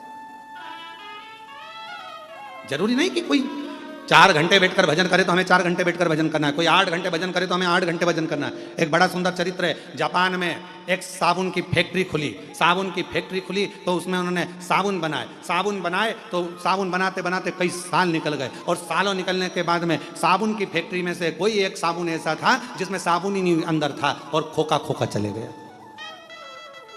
मार्केट में वो खोखा बिक गया, ग्राहक ने खरीद लिया, खरीदा तो उसमें साबुन नहीं था, ग्राहक ने केस लगा दिया, हमने साबुन खरीदा और इसमें साबुन नहीं निकला। केस लगा तो 60 लाख रुपए उसको जुर्माने के देना पड़े साबुन फैक्ट्री वाले। कितने रुपए दिए हैं? 60 लाख। 60 लाख रुपए जब जुर्माने के दिए उसको साबुन फैक्ट्री वाले को, छः लाख रुपए जब जुर्माने के दिए साबुन फैक्ट्री वाले ने उस साबुन वाले को, तो साबुन फैक्ट्री के मालिक को लगा कि ऐसे तो अपने को दिवाला लग जाएगा, एक आध भी साबुन गड़बड़ हुआ तो हर बार केस लगेगा, करें क्या। तो इतने में उसने सोचा कि एक काम करता हूँ, एक एक्सरे मशीन लेके आता हूँ, साबुन का एक्सरे करेगी, कोई ऐसी मशीन लाऊं जिससे वो एक्सरे में मालूम पड़ जाए कि साबुन भरा है कि खाली है। उसने एक्सरे मशीन बुलवाई, 3,82,00,000 रुपए की एक्सरे मशीन उस समय पर जापान में उन्होंने लगाई। अब वो एक्सरे मशीन से साबुन देखे जाते और फिर निकाले जाते। अब यही कि यही उत्तर प्रदेश में हो गया, एक साबुन फैक्ट्री में उनका भी साबुन खाली निकल गया। साबुन खाली निकला तो साबुन फैक्ट्री के मालिक ने विचार कर अब क्या करें, पति रात को सो नहीं पा रहा था, नींद नहीं आ रही थी। इतने में पत्नी बड़ी समझदार थी, पत्नी ने पूछा क्या हुआ, कि एक साबुन खाली निकल गया और केस लगा है। अब साबुन खाली ना निकले उसके लिए जापान में तो एक्सरे मशीन लगाई थी, 3 करोड़ से ऊपर की आई थी। अब मैं उत्तर प्रदेश का रहने वाला, मैं क्या लगाऊं। पत्नी बोली फालतू की बात मत करो, एक अच्छा सा पंखा खरीद लो और साबुन जहां से निकल कर जाता है वहां लगा दो, खाली होगा तो उड़ जाएगा।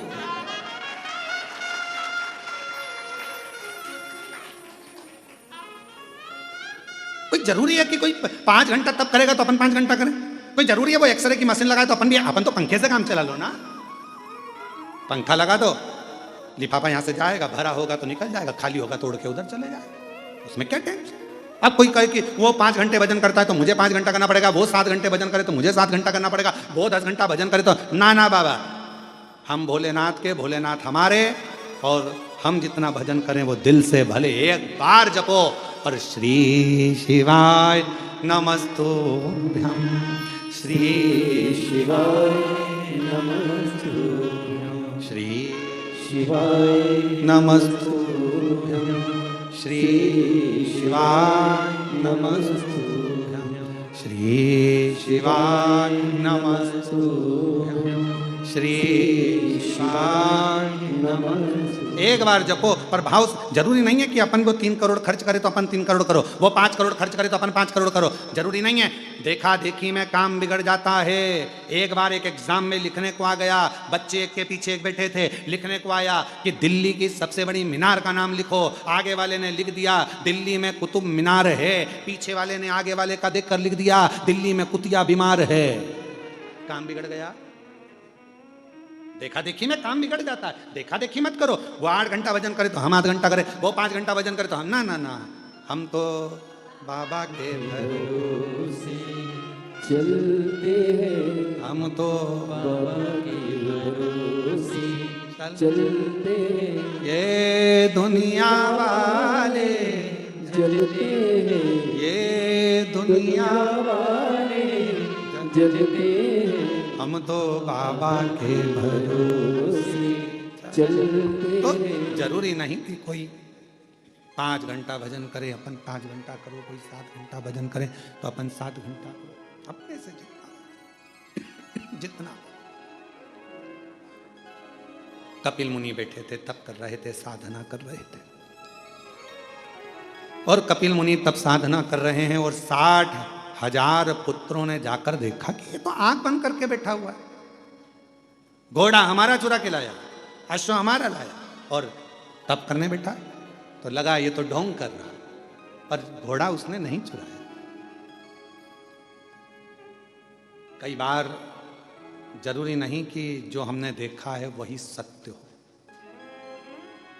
उसके पीछे कोई क्रम भी हो सकता है। कोई जरूरी नहीं कि जो हम देखे हैं वो सत्य है। कई बार हम ये भी सोचते हैं कि हमने जैसा सुना है, तुमने आकर देखा वहां, तुमने आकर देखा। अभी कावड़ यात्रा हुई सीहोर में, उड़ा दिया खूब रुद्राक्ष, ऐसा हुआ, रुद्राक्ष वितरण हुआ तो उसमें भगदड़। अरे भाई, सीहोर कुबरेश्वर धाम का नियम है, कावड़ यात्रा में 2 दिन पहले रुद्राक्ष वितरण बंद होता है, पीछे के 5 दिन तक बंद रहता है। रुद्राक्ष महोत्सव जब सीहोर में होता है तो 1.5 महीने रुद्राक्ष वितरण बंद रहता है। दीपावली पर जब खजाना वितरण होता है तब 2 दिन तक रुद्राक्ष वितरण बंद होता है। गुरु पूर्णिमा का दिन होता है तो रुद्राक्ष वितरण बंद होता है। तो वहाँ भगदड़ होगी कहाँ से?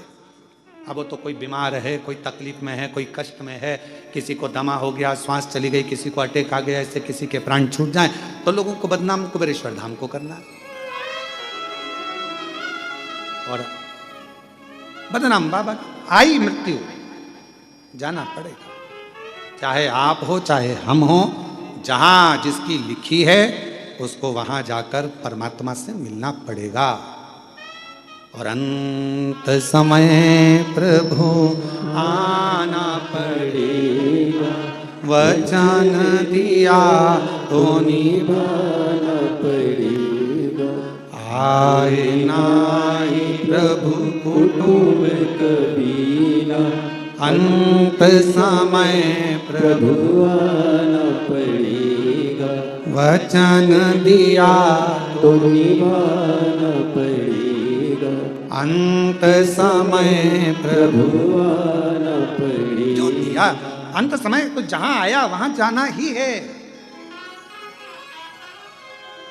कोई रोक नहीं सकता, कोई नहीं रोकेगा।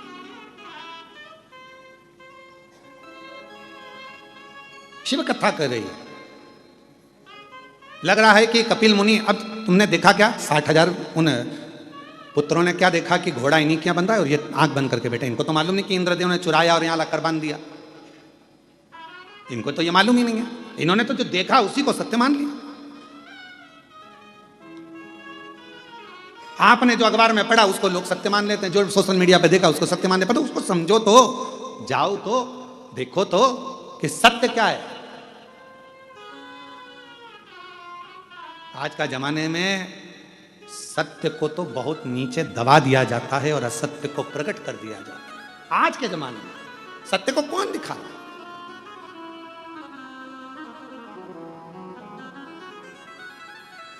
शिव कथा कर रही है, भगवान का चरित्र कर रहा है, पावन चरित्र वर्णन कर रहा है। देखा कि आश्रम बंधा हुआ है कपिल मुनि के आश्रम में,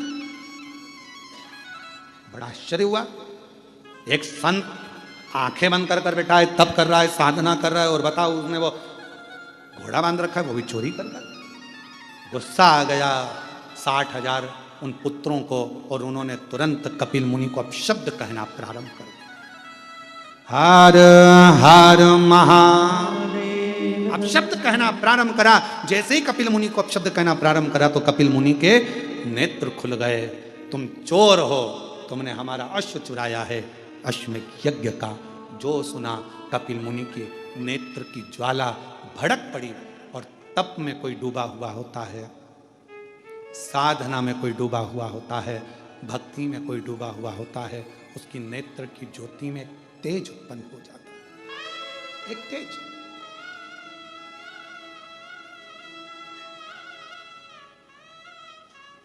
एक तीव्रता आ जाती है।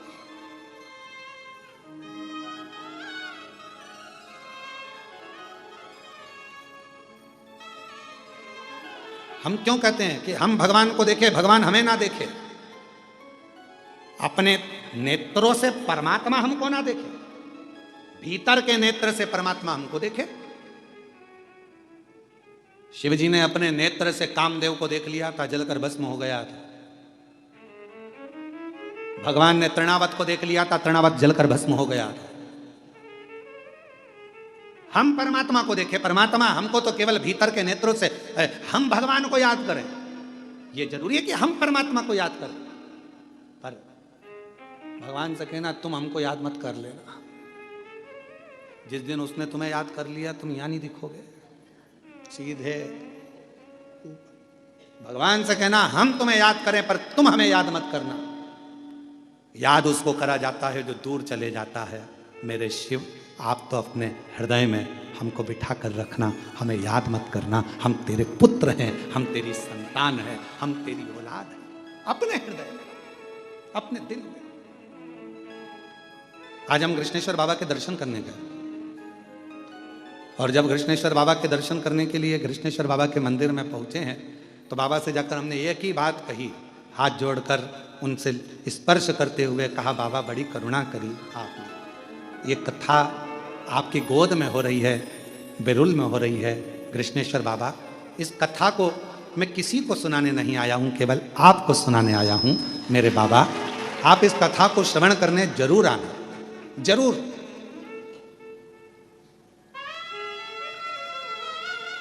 आप इस कथा को श्रवण करने जरूर आना। और मेरा विश्वास करता है 7 दिन में एक दिन जिनके घर में अपन कथा करने बैठे हैं दक्षिणेश्वर महादेव के, मेरा विश्वास करता है वो घर का मालिक एक दिन जरूर आएगा। विश्वास करता है, मिलने देखने आनंद के साथ। आप दिल से बाबा हम आपको याद करें, पर आप याद मत करो, आप तो हमको अपने दिल में रखो। याद उसको किया जाता है जो दूर होता है। आप हमसे दूर रहते हैं इसलिए हम आपको याद करते हैं, पर हम तो आपके भक्त हैं, आपके दिल में रहना चाहिए। आप हमें याद मत करो, याद करोगे तो निपट जाएंगे हम। आप तो हमको अपने दिल में रखो। जैसे एक वो बूढ़ी माँ नहीं बोलती, एक बूढ़ी अम्मा लकड़ी बीनती है, गट्टा बांधती है, सिर पे रखती है, बेचारी थक जाती है। हे भगवान थक गई, उठा ले, हे भगवान उठा ले, हे भगवान उठा ले। एक दिन पार्वती जी ने शंकर जी से कहा, इतना बोल रही उठा क्यों नहीं लेते? शंकर जी जैसे ही बोली उठा ले, शंकर जी पहुंच गए, माँ चल मैं तुझे उठाने आ गया। इतने में बूढ़ी माँ बोली, मैं मेरे को उठाने की नहीं बोल रही, मैं तो बोल रही लकड़ी का गट्ठा उठा ले, मेरी थोड़ी। शंकर भगवान ने पार्वती जी से कहा, पार्वती आज के बाद कभी नहीं आऊंगा, देख ले इतना चतुर मनुष्य है, इतना चतुर। ट्रेन की सीट पर माताएं अपना कब्जा जमाती हैं, लड़ती है, झगड़ती है और ट्रेन की सीट पे बैठी रहती है। और जब उसके 4-5 बैग होते हैं ना, तो उनको उतारने का जब समय आता है ना, तो जिससे झगड़ा हो रहा था ना उसको, भैया प्लीज हेल्प करोगे, थोड़ी सी हेल्प कर दो भैया, इनको बैग को वहां तक दे दोगे। अब भैया बैग को लेके दरवाजा तक पहुंचा, उसके बाद भी भैया वो तो छोटा सा हैंड बैग टांग के खड़ी, सिर्फ भैया प्लीज नीचे भी रख दो ना। भैया बेचारा भैया में फंस गया, उतार के नीचे कर दिया। छत्रपति संभाजी नगर से बैठी थी ट्रेन में, आकोला तक झगड़ती गई है पूरी। और जैसे ही आकोला आने वाला था तब इसने फ्रेंडशिप कर, भैया ले वो टॉफी खाओगे? बच्चे को मारती, अंकल हैं टॉफी दे दो थोड़ी सी। बच्चों को समझा रही है, यही अपना बैग उतारेंगे। अब इसको भैया क्या क्या जरूरी थोड़ी ना। देखे सो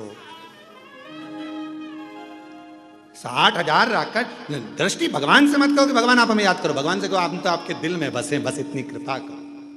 याद उसको किया जाता है जो दूर होता है, जो पास में होता है उसको कौन याद? कौन?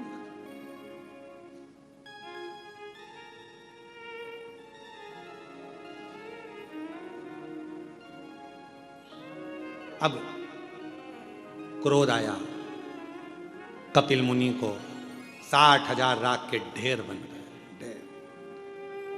जब 60,000 राख के ढेर बने, सब जलकर भस्म हो गए। कौन राजा सगर को बताए कि तुम्हारे पुत्र जल गए हैं, भस्म हो गए हैं, राख के ढेर बन गए हैं? कपिल मुनि के आश्रम में कौन बताने जाए?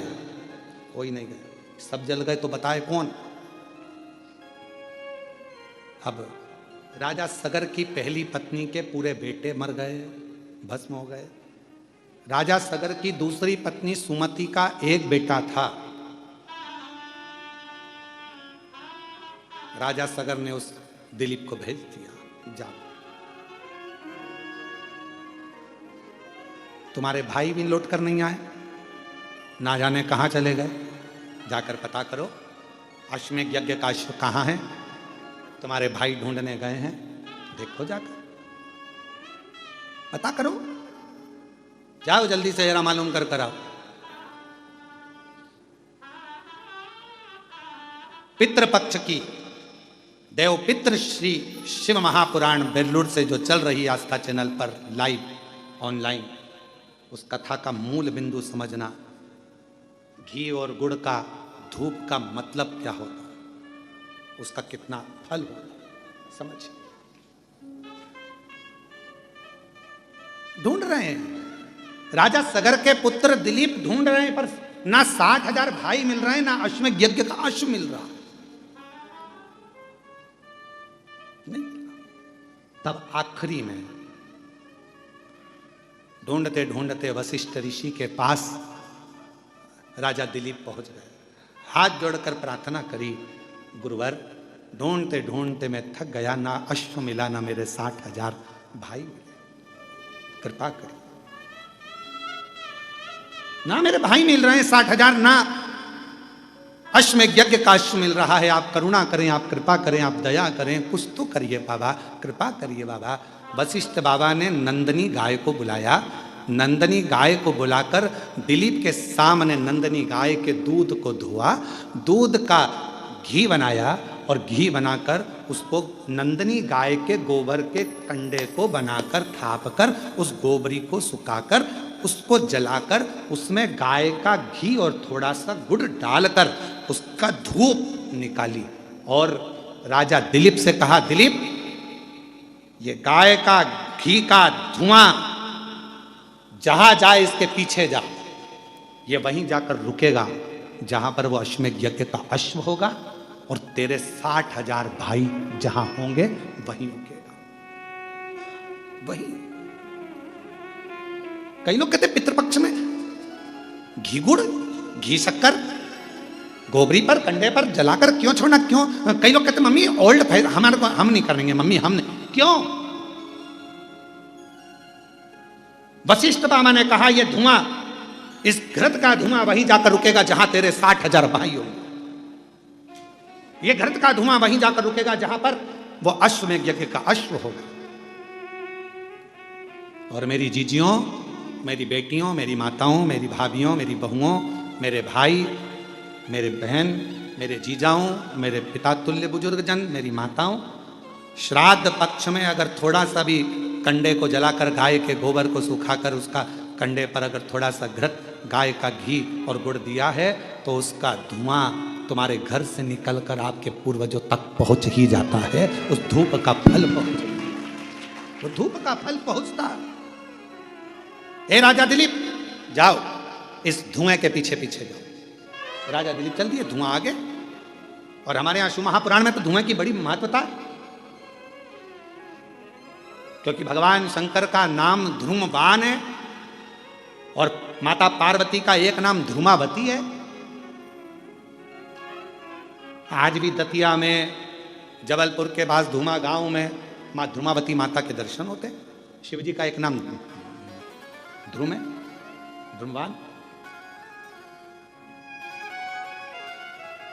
शिव जी की आराधना में, शंकर भगवान की पूजन में गाय का गोबर, देसी गाय का गोबर सुखाकर कंडा बनाकर गोबरी बनाकर उस पर थोड़ा सा गाय का घी डालकर और गूगल, बाजार में मिलता है गूगल थोड़ा सा डालकर, यदि कोई शंकर जी की आराधना 21 दिन तक उस धुएं को साक्षी बनाकर मूल मंत्र का जाप श्री शिवाय नमस्तुभ्यम के साथ अपने मन की कामना यदि कोई करता है तो ध्रुमेश्वर महादेव और माता ध्रुमावती उसका कल्याण जरूर करती है। और मेरे माताओं से निवेदन है, जिन माताओं की संतान नहीं होती, गर्भपात हो जाता है, गर्भस्थ बच्चा 2-3 महीना रहने के बाद गिर जाता है, 4 महीना के बाद बच्चा गिर जाता है, बच्चा नहीं रह पाता है, 3 महीना, 2 महीना, 15 दिन, 1 महीना लगा कि अब की बार गर्भ ठहर गया है और मालूम पड़ा बच्चा फिर नहीं रहा, तो जिसके गर्भस्थ तकलीफ रहती है, गर्भ में गांठ हो गई, बच्चेदानी में गठान हो गई, या चेस्ट में गांठ हो गई, या गर्भस्थ कोई तकलीफ हो गई, तो हम निवेदन करेंगे कि आप प्रयास करो, कोई से भी 21 दिन छाट लो कि इस दिन में कोई 21 दिन तक नियम धारण करना। उस बीच में अगर रजोधर्म आ जाता है तो घर का कोई व्यक्ति करे, और 21 दिन तक वो नियम धारण करे। देसी गाय का गोबर का कंडा, गोबरी सूखी हुई, उसको छोटा सा टुकड़ा जला लो, जलाकर उसको एक छोटे से दिया पात्र जो भी हो उस पात्र में रखकर देसी गाय का घी थोड़ा डालकर, गूगल डालकर, उस धुएं की लो में एक ज्योति को प्रकट कर कर, अर्थात एक दीपक उसके सामने प्रकट कर कर, और श्री शिवाय नमस्तुभ्यम का जाप कर कर, पंचाक्षर मंत्र नमः शिवाय, षडाक्षर मंत्र ओम नमः शिवाय, या मूल मंत्र अपने गुरु का कोई स्मरण कर कर, जब आप उस ध्रुमेश्वर महादेव के सामने ध्रुमावती की साक्षी में कुछ मांगोगे तो वो पूर्ण जरूर करता है,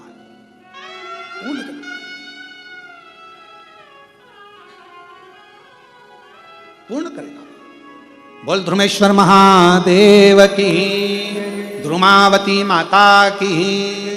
ध्रुमेश्वर महादेव और ध्रुमावती माता ये धुएं के रूप में प्रकट हुए, धुएं के।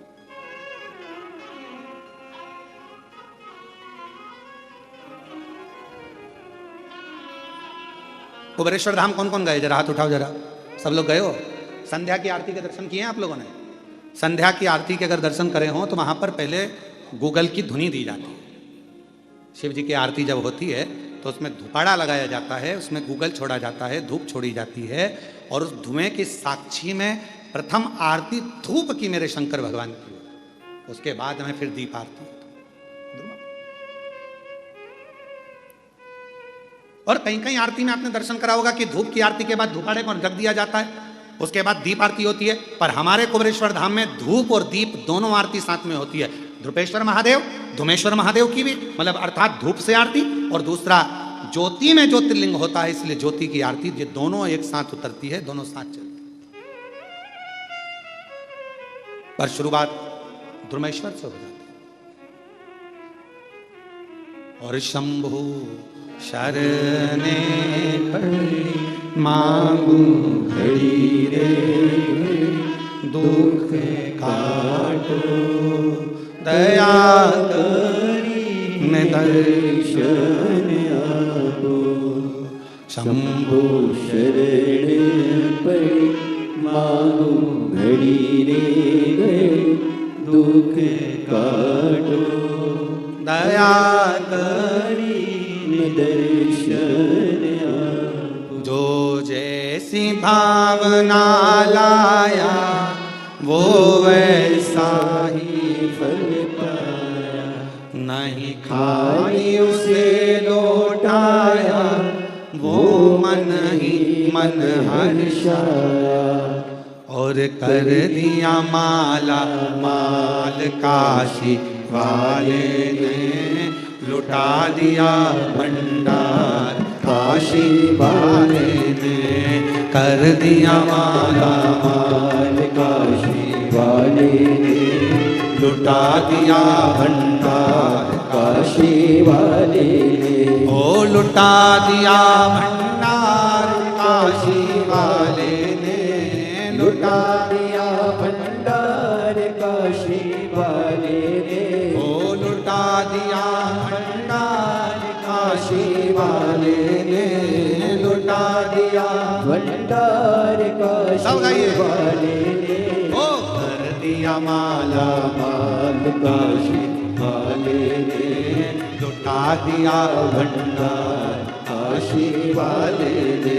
ओ कर दिया माला माल काशी वाले ने, लुटा दिया भंडार काशी वाले ने।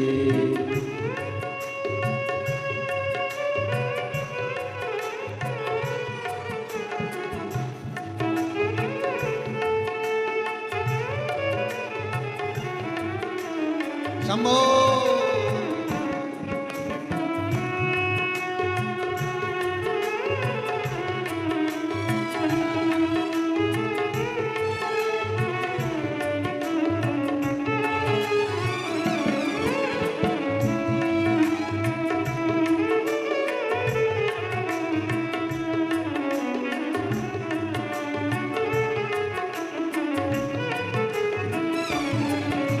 बड़े भाव से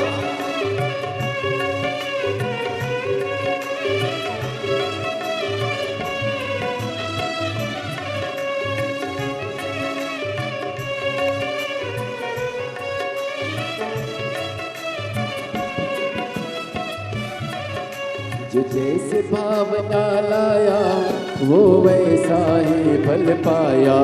जो जैसे भावना लाया वो वैसा ही फल पाया। नहीं खाली उसे लौटाया वो मन ही मन हर्षाया। नहीं खाली उसे लौटाया वो मन ही मन हर्षाया। और कर दिया उसे निहाल काशी वाले ने। कर दिया माला माल काशी वाले ने। कर दिया उसे निहाल काशी वाले ने। कर दिया माला माल काशी वाले ने। कर दिया माला माल काशी वाले ने। कर दिया माला माल काशी वाले ने। वो कर दिया माला माल काशी वाले ने। कर दिया माला माल काशी वाले ने, अरे लुटा दिया भंडार काशी वाले ने, कर दिया माला माल काशी वाले ने, लुटा दिया भंडार काशी वाले ने, कर दिया माला माल काशी वाले ने।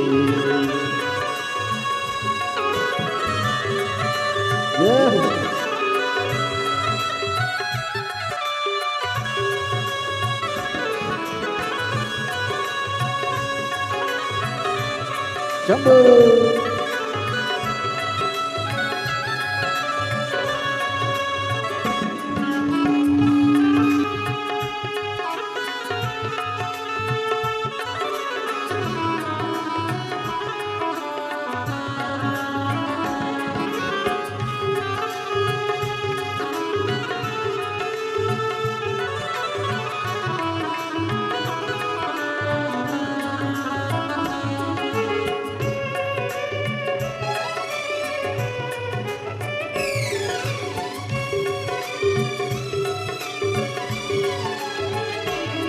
जो लगन लगाया सच्चे है उसकी नाव न अटकी, जो लगन लगाया सच्चे है उसकी नाव न डूबी, जो लगन लगाया सच्ची है उसकी नाव न अटकी, जो लगन लगाया सच्ची है उसकी नाव न अटकी, बेड़ों को पार लगाया नहीं देर करी पल भर की, बेड़ों को पार लगाया नहीं देर करी पल भर की, हो मिटा दिया जंजाल काशी वाले ने, कर दिया माला माल काशी वाले ने, मिटा दिया जंजाल काशी वाले ने, कर दिया माला माल काशी वाले ने, ओ कर दिया माला माल काशी वाले ने, कर दिया माला माल काशी वाले ने, ओ कर दिया माला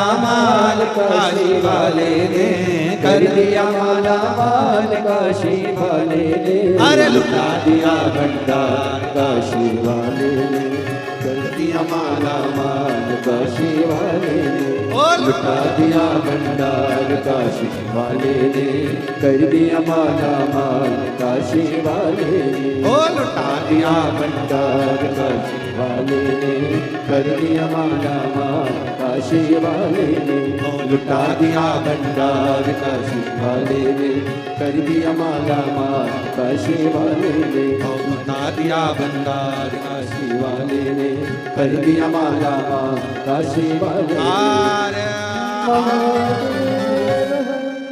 अपने स्थान पर बैठकर भगवान देव अधिदेव महादेव को अपने मन का भाव बड़े आनंद के साथ प्रार्थना करिए, विनय करिए, निवेदन करिए और भाव से दिल से बाबा को प्रार्थना करो, निवेदन करो, विनय करो, विनती करो। सभी शिव भक्त बड़े प्रेम से भाव से विनय करें, निवेदन करें, प्रार्थना करें, विनती करें, साथ में बोलिए सभी।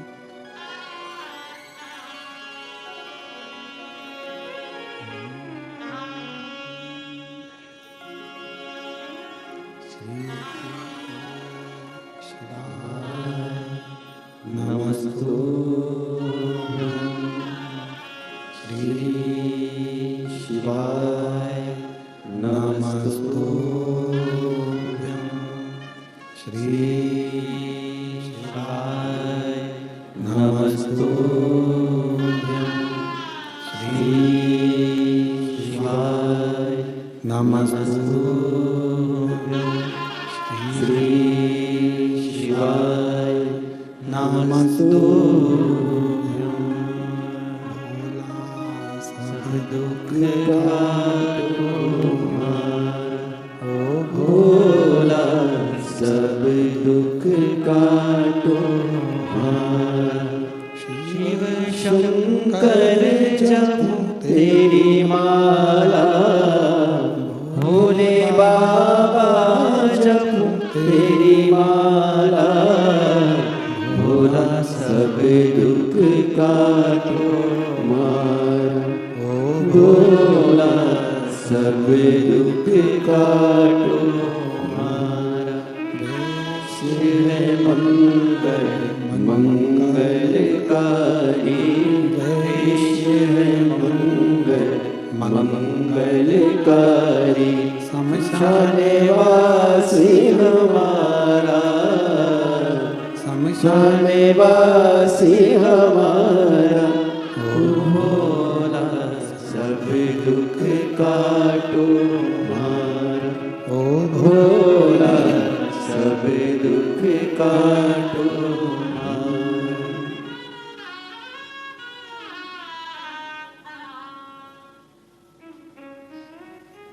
बाबा देवाधिदेव महादेव भगवान की ओगरदानी त्रिकालदर्शी कैलाशी विनाशी भगवान शिव की पवित्र कथा करेंगे। भगवान शंकर का पवित्र चरित्र कर रहा है, शिव महापुराण वर्णन कर रही है। भगवान देवाधिदेव महादेव का पवित्र चरित्र कह रहा है, वर्णन कर रहा है। वशिष्ठ बाबा ने कहा कि ये धुआं जहां तक जाए, जहां तुम्हारे 60,000 भाई होंगे, जहां पर अश्वमेध यज्ञ का अश्व होगा, वहां तक ये धुआं तुम्हें ले जाए। राजा दिलीप चलने लगे पीछे पीछे पीछे पीछे, और राजा दिलीप चलने लगे जब पीछे पीछे, तब जहां धुआं रुका वो कपिल मुनि का आश्रम था। 60,000 राख का ढेर लगा हुआ था। राजा दिलीप ने कपिल मुनि के चरणों को प्रणाम किया, निवेदन करा, नमन करा, प्रभु ये राख के ढेर कौन है? कहा राजन ये तुम्हारे भाई हैं 60,000।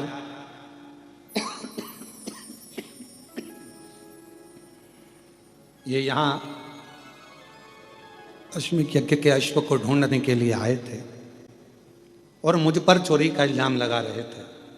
ये मैंने अश्व नहीं चुराया, ये तो इंद्र ने चुराकर यहां बांध दिया है। पर तुम यहां आए हो ना राजन, ये घोड़ा ले जाओ, ये अश्व ले जाओ। पर गुरुदेव मेरे ये 60,000 भाई का उद्धार कैसे होगा? इन्होंने तो प्रण लिया था कि जब तक अश्वमेध यज्ञ का अश्व हम नहीं ढूंढ लेते तब तक हम अन्न ग्रहण नहीं करेंगे।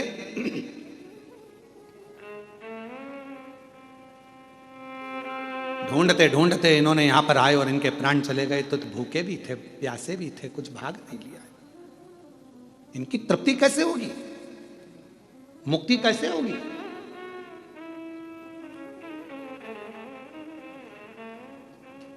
जाओ, जब पृथ्वी पर मृत्यु लोक पर गंगा मैया आ जाए तुम लेकर आ जाओ और वो गंगा का जल इनको तार दो।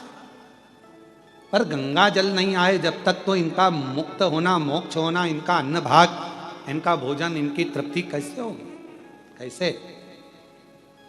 कपिल मुनि ने कहा ये तो वशिष्ठ बाबा ही बताएंगे,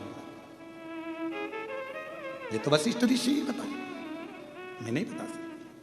पर इतना जरूर कहता हूं जिस दिन गंगा मैया आएगी ये 60,000 राख के ढेर उस दिन तर जाएंगे, मुक्त हो जाएंगे। दिलीप चले वशिष्ठ बाबा के पास में पहुंचे कि ये जो तुमने गाय का घी छोड़कर, गुड़ छोड़कर जो धुआं दिया था, वो शिवजी ने, वो धुमेश्वर ने हमको मार्ग तो बता दिया धुएं ने, पर मेरे भाई जो 60,000 राख का ढेर बन गए वो भटक रहे होंगे, क्योंकि उन्होंने संकल्प लिया था जब तक अश्व ना ढूंढे तब तक हम कुछ ग्रहण ना करें, भूखे होंगे, प्यासे होंगे। वशिष्ठ ऋषि ने कह दिया तुम चिंता मत करो, ये गौ माता के घृत से जो धुआं निकला है ये वो पितृलोक में जाएगा, जहां तुम्हारे 60,000 नहीं, जितने जितने तुम्हारे सूर्य वंश के भी जितने पूर्व के तुम्हारे पितृ विराजमान हैं उनको ये धुआं ही तृप्ति प्रदान कर देगा और उनको भूख नहीं लगने देगा, और वो वर प्रदान तुम्हारे ऊपर करेंगे, वर देंगे तुम्हें। और मैं आज वचन देता हूं, वशिष्ठ जी कहते हैं मैं वचन देता हूं आज, जिसके घर में आंगन में गाय के गोबरी पर, कंडे पर गौ माता के ही घृत से जो धुआं प्रकट होगा वो पितरों की तृप्ति देगा, पूर्वजों की तृप्ति देगा। उसके पितर भूखे नहीं रह सकते, उसके पितर भटक नहीं सकते, वो कभी इधर उधर भटकेंगे। कई लोग कहते हैं कि हमारे यहाँ पितृदोष लग गया, पितृदोष लग गया, कोई ने कहा ये दोष लग गया, कोई ने कहा वो दोष लग गया। शिव महापुराण की कथा, राजा भागीरथ का चरित्र, दिलीप का चरित्र, राजा सगर का चरित्र, 60,000 उन पुत्रों का चरित्र वर्णन कर रहा है कि जरा से धूप से दिए हुए जरा सी घी की आहुति से पितरों को तृप्ति मिल जाती। पितरों देना चाहिए। महाराज फिर निवेदन करूं आपको, अन्न कितने रात्रि रहता है शरीर में? 5। दूध कितनी रात्रि रहता है? 7 रात्रि शरीर में रहता है। दही कितनी रात्रि शरीर में रहता है? 20 रात्रि दही हमारे शरीर में रहता है। और गौ माता का घी यदि हमारे शरीर में थोड़ा भी पहुंच जाता है तो वो 1 महीने तक निवास करता है। उसी तरह गाय का घी जब गोबरी में छोड़ा जाता है, कंडे में छोड़ा जाता है, अग्नि में छोड़ा जाता है, तो वो वायुमंडल में 1000 वर्ष तक निवास करता है। और वो घृत हमारे जीवन को आनंदित, क्यों यज्ञ क्यों होते हैं? यज्ञ क्यों कहते हैं गाय के घी से यज्ञ करो, आहुतियां दो, हवन करो? क्यों कहते? पुण्य, आनंद देता। कथा कर रही है, आगे चरित्र आया और उस चरित्र में वर्णन किया गया। महाराज सुंदर देवराज नामक का एक सुंदर आनंदमय भाव ब्राह्मण का वर्णित किया।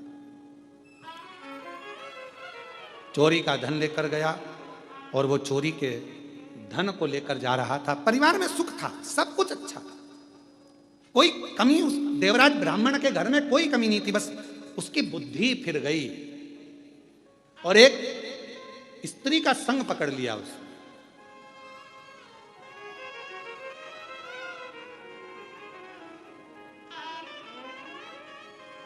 अब ये दुनिया के लोग, ये पर स्त्री का संग जहां मिल जाता है वहां व्यक्ति है, खुद के बच्चे भूखे हैं और वो पर स्त्री का संग मिला तो उसके बच्चे का पेट भरना। खुद की पत्नी आंख से आंसू ढलका रही, उसकी चिंता नहीं, वो क्यों रोदी बिचारी बिचारी पर स्त्री का संग।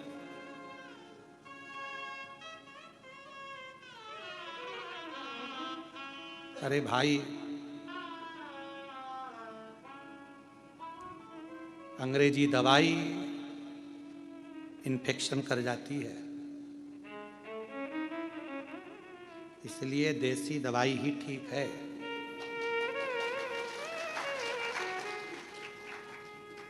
और समझदारों को इशारा ही काफी है दवाई से, इशारा ही काफी है। ध्यान रखो, जैसी जगदम्बा अपने को मिली है वो अच्छी है, दूसरे के नहीं चाहिए। दूसरे का धन और दूसरे घर की नारी पर स्त्री पर धन एक दिन हमारी विनाश का कारण बन जाता। लंकापति रावण का चरित्र कह रहा, पर स्त्री को स्पर्श, पर स्त्री का लाना, पर स्त्री को अपने लंका में लेकर आना और पूरी लंका का भस्म हो जाना, जल जाना, ये उसी का प्रमाण है। पर नारी पर धन दुख देता, श्रेष्ठता नहीं देखा। देवराज क्या क्या कमी थी? परिवार अच्छा चल रहा था, भोजन अच्छा चल रहा था, घर अच्छा चल रहा था, कुटुंब अच्छा चल रहा था, पर एक स्त्री का संग पकड़ लिया। वो स्त्री ने कह दिया मुझे राजा की रानी जो हार पहनती है वो हार मुझे ला कर दो। उस स्त्री के कहने, पत्नी इतनी दिन से कह रही थी कि गिलकी ला दो, कद्दू ला दो, आलू ला दो, टमाटर ला दो, नहीं लाए, और वो चला वो रानी के गले का हार लेने पहुंच गया।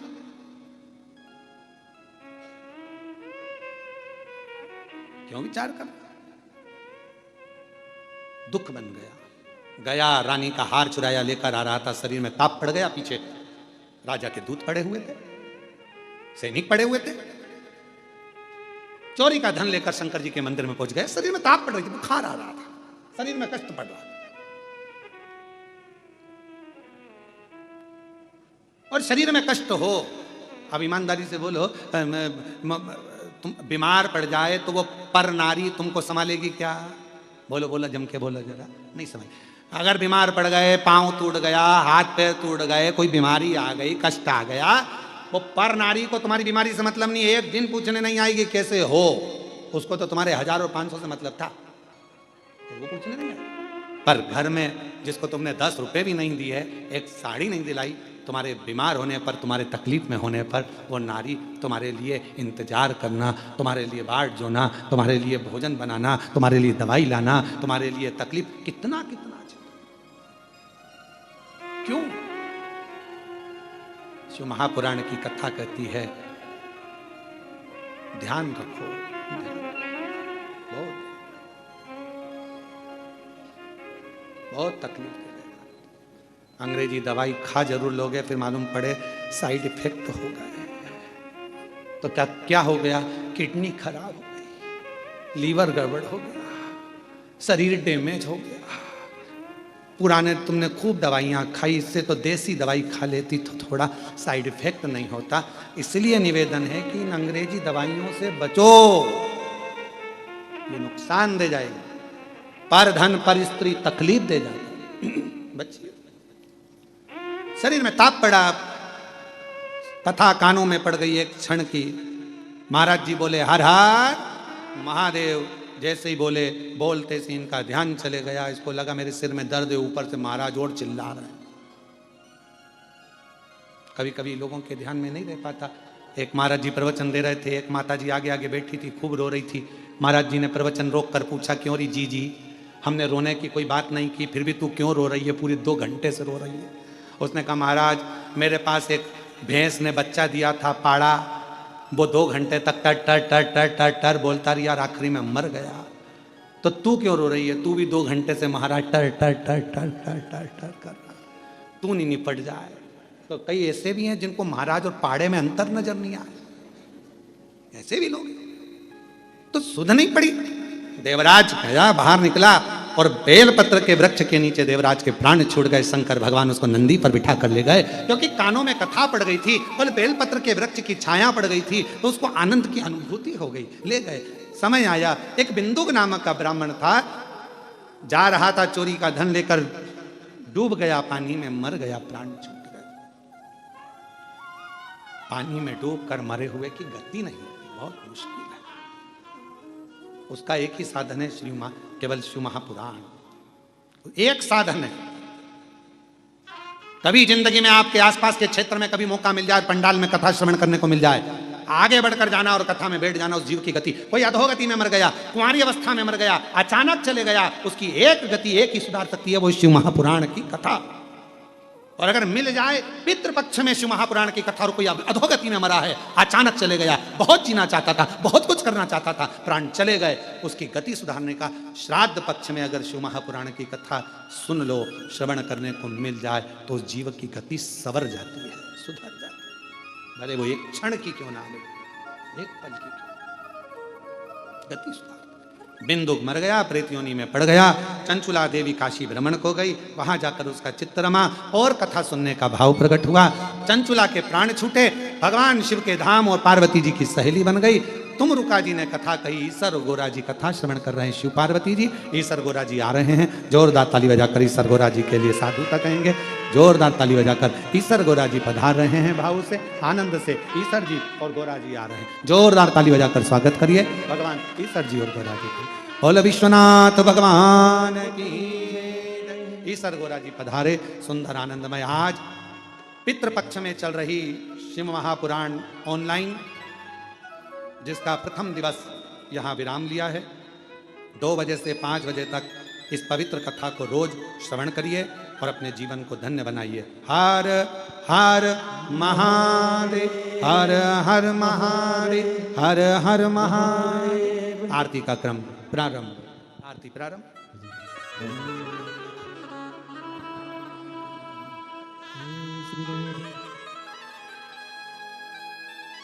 हम 7 दिवसीय श्री शिव महापुराण की अलौकिक दिव्य कथा हम सभी पूज्य गुरुदेव के पावन सानिध्य में श्रवण कर रहे हैं। पूज्य गुरुदेव का आगमन हो चुका है, पूज्य गुरुदेव व्यासपीठ पर मंचासील हो चुके हैं। आप सभी की तरफ से, आप सभी की ओर से व्यासपीठ को नमन करते हुए, प्रणाम करते हुए, दंडवत करते हुए, हम सबके प्रिय, हम सबके लाडले ठाकुर कल्लू जी महाराज के पावन चरणों को नमन करते हुए, प्रणाम करते हुए, दंडवत करते हुए, और परम पूजनीय, परम आदरणीय, परम संदेह, विश्वविख्यात पूज्य गुरुदेव के पावन चरणों को नमन करते हुए, प्रणाम करते हुए, दंडवत करते हुए और आप सभी शिव भक्तों के पावन चरणों में नमन करते हुए सुंदर आज हम सभी पूज्य गुरुदेव के पावन सानिध्य में प्रथम दिवस की कथा श्रवण करेंगे और सुंदर यजमान परिवार द्वारा पूज्य गुरुदेव का स्वागत का क्रम चालू है। एक बार जोरदार ताली बजाकर यजमान परिवार का स्वागत करें। देखिए, ये हम सभी का सौभाग्य है कि हम सभी को बाबा कृष्णेश्वर महादेव के पावन चरणों में बैठकर सुंदर 7 दिवसीय श्री शिव महापुराण की अलौकिक दिव्य कथा श्रवण करने का सुंदर सौभाग्य प्राप्त हुआ। हम सभी इस कथा का प्रसारण ऑनलाइन अपने घरों से श्रवण कर रहे हैं और देखिए, बाबा भोलेनाथ की कृपा दृष्टि ही हम सभी भक्तों के ऊपर प्राप्त होती है, तो हम सभी को सुंदर कथा श्रवण करने का सुंदर सौभाग्य प्राप्त होता है। देखिए, बाबा भोलेनाथ की कृपा दृष्टि ही, कृपा करुणा ही इतनी निराली है कि हम सभी भक्तों का उद्धार करने के लिए स्वयं महादेव विष पी जाते हैं और हम सभी को वरदान दे देते हैं कि कोई भी राक्षस हो, असुर हो, गंधर्व हो, देवी हो या देवता हो, मनुष्य हो, कोई भी उनकी शरणागति में जाता है तो निश्चित ही मेरे महादेव उन सभी भक्तों का भंडार भी भरते हैं और उनके सभी भक्तों की सहायता भी कर देते हैं। इसीलिए भक्तों ने कहा है, कोई कहे त्रिलोकी मुझको, कोई अंतर्यामी, कोई पालनहारी, कोई मृत्यु स्वामी, चंद्र विराजे शीस पर, त्रिशूल में पूरा ब्रह्मांड है, नागवासु की कंठ पर नेत्र में विनाश है, शमेशा को शमेशा में भक्त का गुरूर हूं मैं, सिवा सिवा करे जो उस भक्ति में मैं चूर हूं, अजर हूं, अमर हूं मैं, जीवन मरण हूं मैं, भक्त हूं मैं, विष पिए जो औरों का उस भक्त का मैं भक्त हूं, स्वर्ग तथा नरक से क्या मैं मोक्ष का द्वार हूं, वेद पुराण मुझी से शिव पुराण का मैं सार हूं, सुरों का मैं इंद्र हूं, ग्रह भी मेरे गर्भ में, ब्रह्मांड का मैं केंद्र हूं, तपस्वी का तप हूं मैं, बैरागी का वैराग्य हूं मैं, भोग हूं मैं भोगी का, योगी का मैं जाप हूं, हर सवाल का जवाब हूं मैं, विवाद का उपाय हूं मैं, देवों के देव महादेव हूं मैं, नीलकंठ शिवाय हूं मैं। देखिए, अनेकों नाम हैं मेरे महादेव के, बाबा भोलेनाथ के अनेकों नाम हैं, पर भक्त जो भी नाम से बाबा भोलेनाथ को पुकारते हैं, अपने मन से हृदय से बाबा भोलेनाथ को पुकार लेते हैं, तो बाबा भोलेनाथ उन सभी भक्तों का उद्धार करने के लिए, उन सभी भक्तों की झोली खुशियों से भरने के लिए स्वयं बाबा भोलेनाथ उन सभी भक्तों की सहायता करने के लिए आ जाते हैं। और देखिए, कोई भी भक्त जब बाबा भोलेनाथ के मंदिर तक पहुंचता है, देवालय शिवालय तक पहुंचता है, कृष्णेश्वर महादेव के पावन चरणों तक पहुंचता है, तो बाबा भोलेनाथ उन सभी भक्तों की झोली खुशियों से भर देते हैं। उन सभी भक्तों के जीवन में जो भी कष्ट आते हैं, जो भी रोग आते हैं, उन सभी कष्टों का निवारणार्थम बाबा भोलेनाथ कर देते हैं। और देखिए, बाबा भोलेनाथ की ही कृपा दृष्टि एवं इस श्राद्ध पक्ष में पितरों का आशीर्वाद भी हम सभी को प्राप्त हुआ। तो सुंदर 7 दिवसीय श्री शिव महापुराण की अलौकिक दिव्य कथा हम सभी को सुंदर श्रवण करने का सौभाग्य प्राप्त हुआ। और देखिए, पूज्य गुरुदेव के पावन सानिध्य में, जो कि कुबेर भंडारी के पावन धाम पर, कुबेर भंडारी के पावन चरणों में, जो कि सेवा की कार्य, सेवा के प्रकल्प नित्य प्रतिदिन सुचारू रूप से चालू रहते हैं।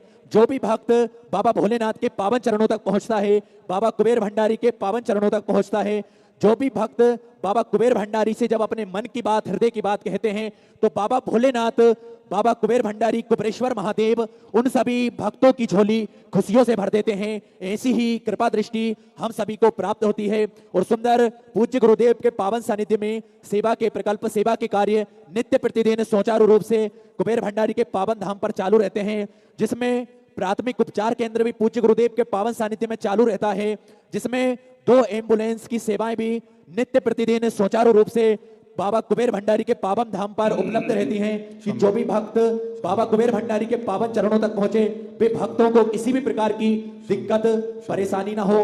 तो देखिए, इन्हीं क्रम में जो कि पूज्य गुरुदेव के पावन सानिध्य में सेवा के प्रकल्प चलते हैं, इन्हीं सेवा के प्रकल्पों में जो भक्त अपनी सुंदर सी योग राशि समर्पित करना चाहते हैं, तो टीवी स्क्रीन पर श्री विठलेश सेवा समिति के 2 अकाउंट नंबर चल रहे हैं, एक्सिस बैंक का और सेंट्रल बैंक ऑफ इंडिया का। दोनों भी अकाउंट में से किसी भी अकाउंट में अपनी सुंदर सी योग राशि भेजकर अपने नाम की रसीद प्राप्त कर सकते हैं। आइए सीधे व्यासपीठ की शरण में चलते हैं, पूज्य गुरुदेव के पावन सानिध्य में सुंदर आज हम सभी प्रथम दिवस की कथा श्रवण करेंगे। जय जय श्री राधे, हर हर महादेव, श्री शिवाय नमस्तुभ्यम।